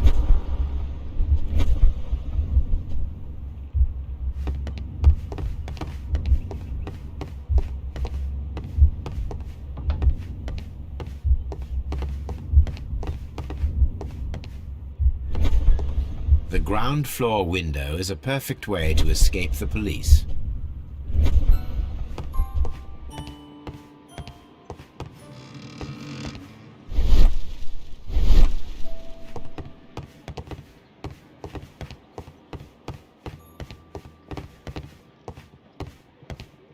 Although this window is high above the ground, it would be possible for one of the thieves to attempt to use it for their escape.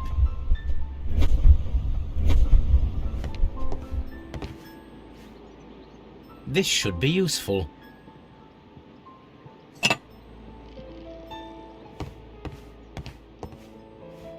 Although this window is high above the ground, it would be possible for one of the thieves to attempt to use it for their escape.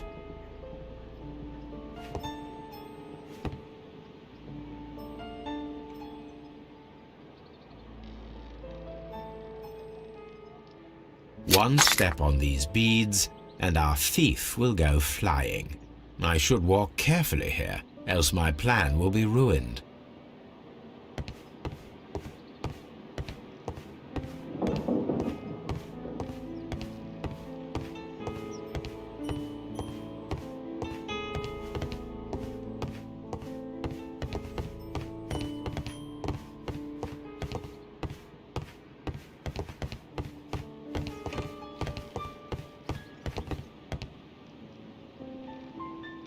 This works very well.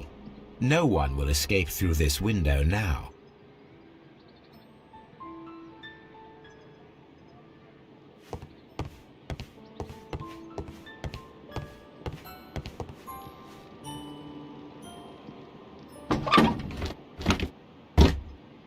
There is no ladder. If anyone falls here, he will need assistance to get out.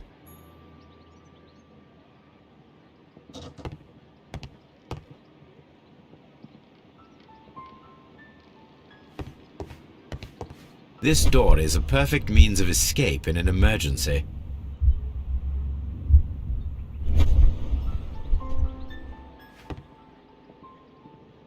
A solid rope.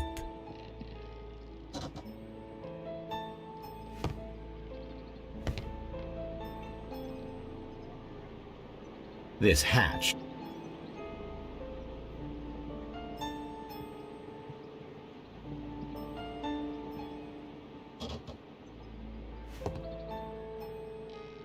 This should be useful.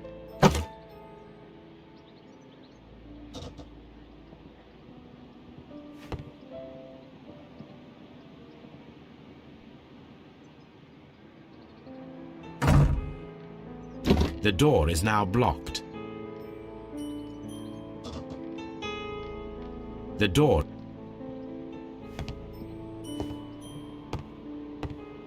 This hat.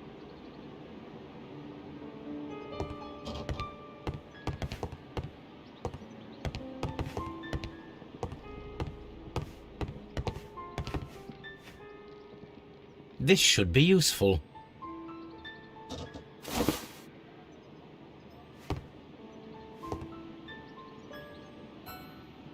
This hatch leads. This hatch.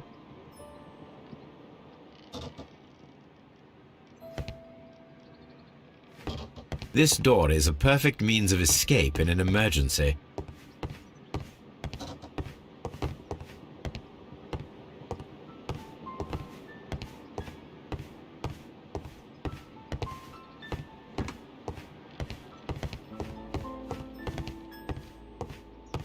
The thieves won't attempt to escape through the front door if the police are...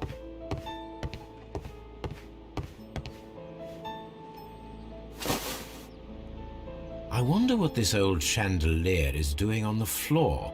It looks as though it was poorly attached. I suppose that the thieves already tried to open the lock with this formidable hammer, but they were unsuccessful.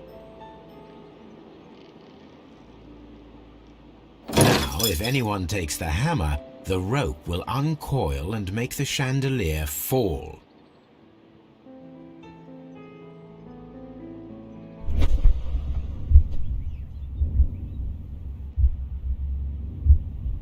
Any thief who finds his way upstairs will roll down very quickly.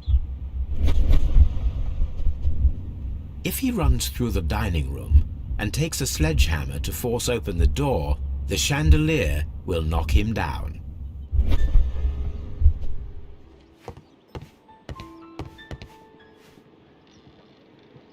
This should be useful.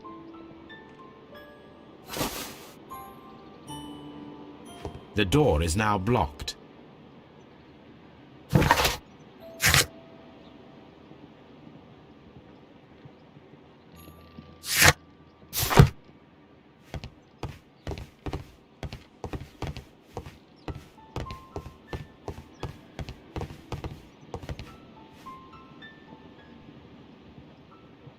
Now, it's not an open hatch, just a nice carpet on the floor. I should walk carefully here, else my plan will be ruined.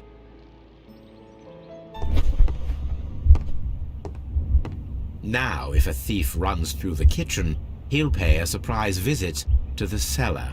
The traps for my circus companions are all prepared. I can leave now, but I'll return later with Charles Foley and his companions.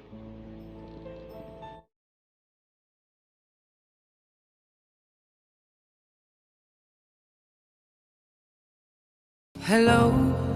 Oh my God! Birthday.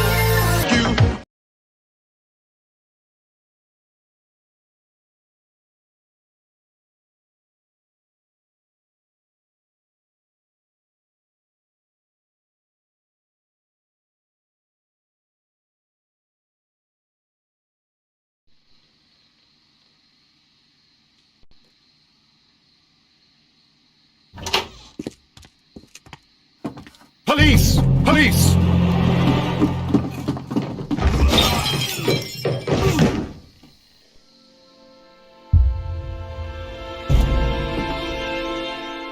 Stop where you are! Where are they? Trapped, Watson, with your assistance. How so? You sounded just like a real bobby, my dear fellow. You startled them into the traps. I did? I assure you, Watson, it was quite an entertaining show.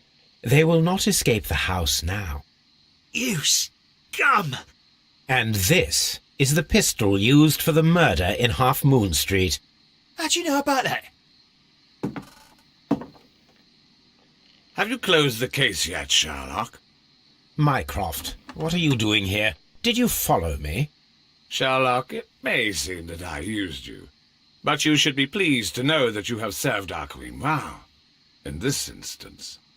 So now, let us catch the big fish. But this man is not one of the merry men? No. Then why exactly are we here, Sherlock? This gentleman, Charles Foley, has been involved in a double murder, and the hunter of a set of valuable antiques, the Hellenistic treasures, which disappeared in a theft many years ago. You're no better than the coppers!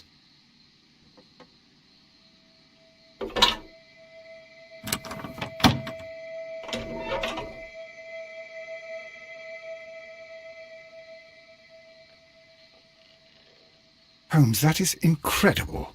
The Hellenistic treasures. Indeed. Nothing but trifles. Where are the merry men? I don't know why you are asking me, Mycroft. They are yours to find.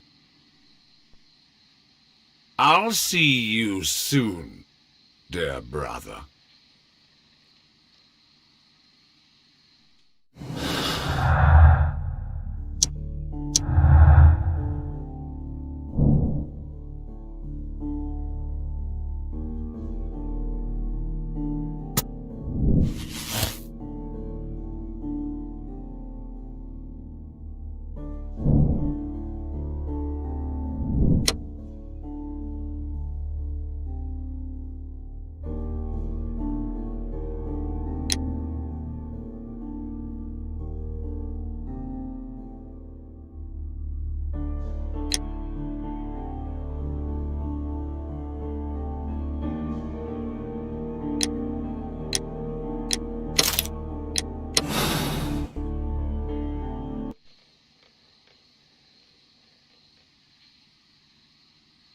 Charles Foley, you committed the crime of premeditated murder and of theft. You will be severely punished for your deeds. You are pitiful, you Scotland Yard dog. Save your words for the gallows. I'm sure the journalists will love them. I shall leave now, Watson. Gentlemen, please take our friends here into custody. Where are you going? I have unfinished business. I'll see you at Baker Street.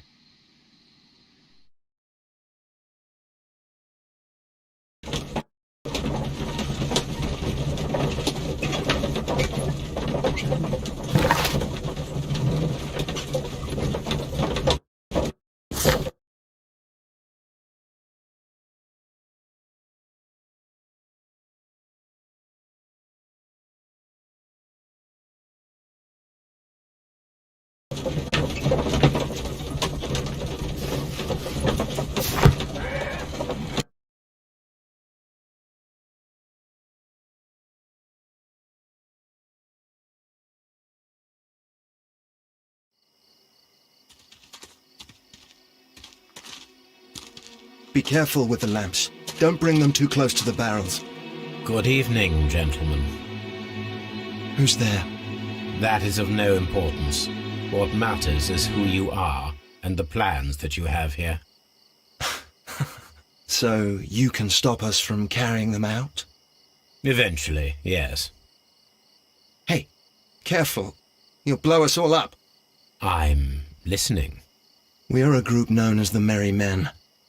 But I suppose you knew that already. We are the men who've already lost everything of value in their lives. We are ruined shopkeepers. We are workers who were fired from their jobs. Honest people who were robbed.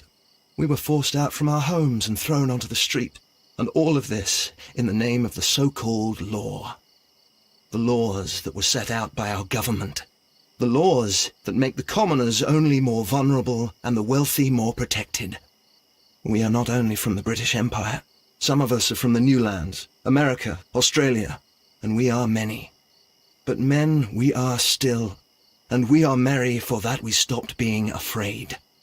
For those powers that be had done their best to plant the fear inside our souls, and we accepted it so easily.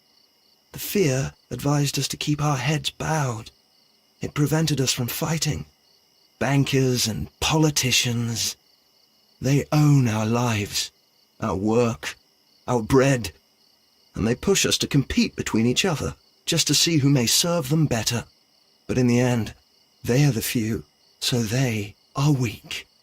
They are nothing without their titles. We should not fear them. Our so-called masters should fear us instead. The time has come for our group to stand tall. Our great and many merry men. We are going to blow up the London Stock Exchange. No life shall be lost. But ownerships, debts, and property titles? They shall all be destroyed. They're only papers, after all. So many people will be freed over this night. That is a radical step to take. What result do you truly expect? Chaos. But soon people will understand that they are free, and that they don't belong to anyone. They will be able to work for themselves, together, without letting the rulers dictate what to do, and finally justice will arise. What you are intending to do is a crime. It is not justice. How do you see justice, then? Kids go to prison for a loaf of dry bread. And how many lords do you see punished for stealing from their people, sending them to their deaths in mines or overseas to fight for land? Our masters wouldn't hear us. So now it's time to sing the song of the merry men. Will you let us do our duty?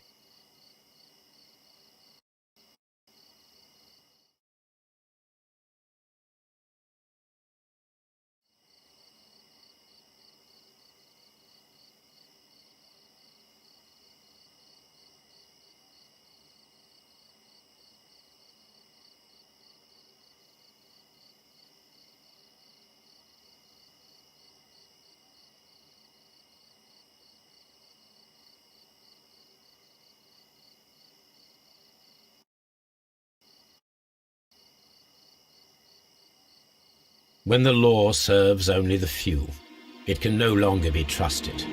Every man is equal, and he has a right to choose his own way. And I shall not stop you.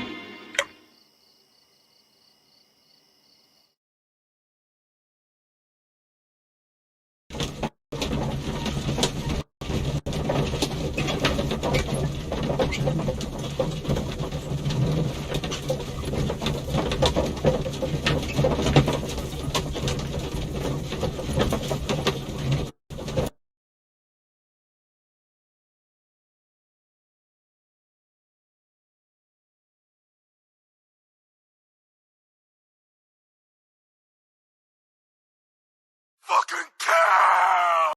Oh, hell no! Oh, he like...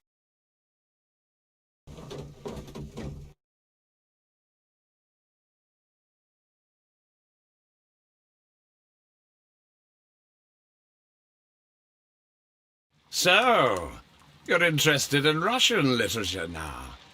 Quite, lately. It is an interesting book. I remember a few lines. Really? I tried reading it myself, but I had a hard time understanding it. Yes, Doctor.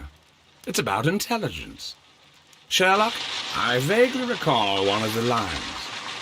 Sometimes it takes something more than intelligence to act intelligently.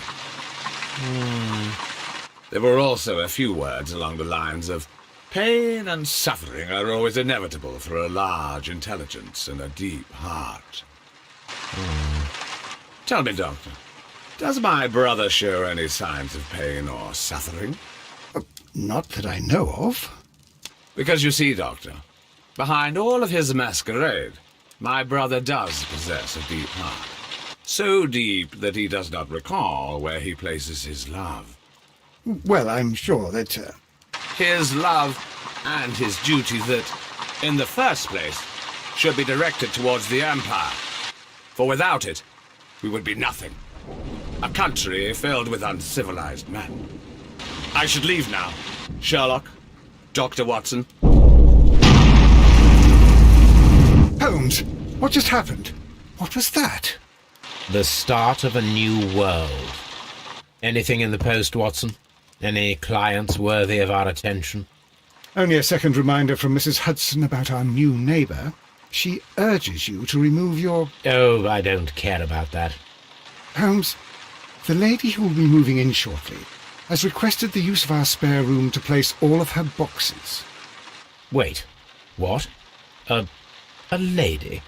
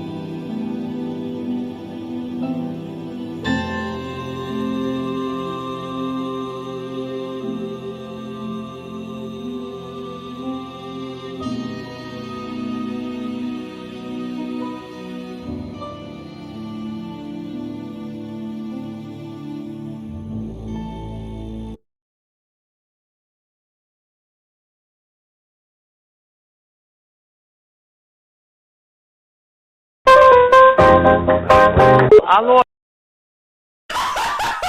What the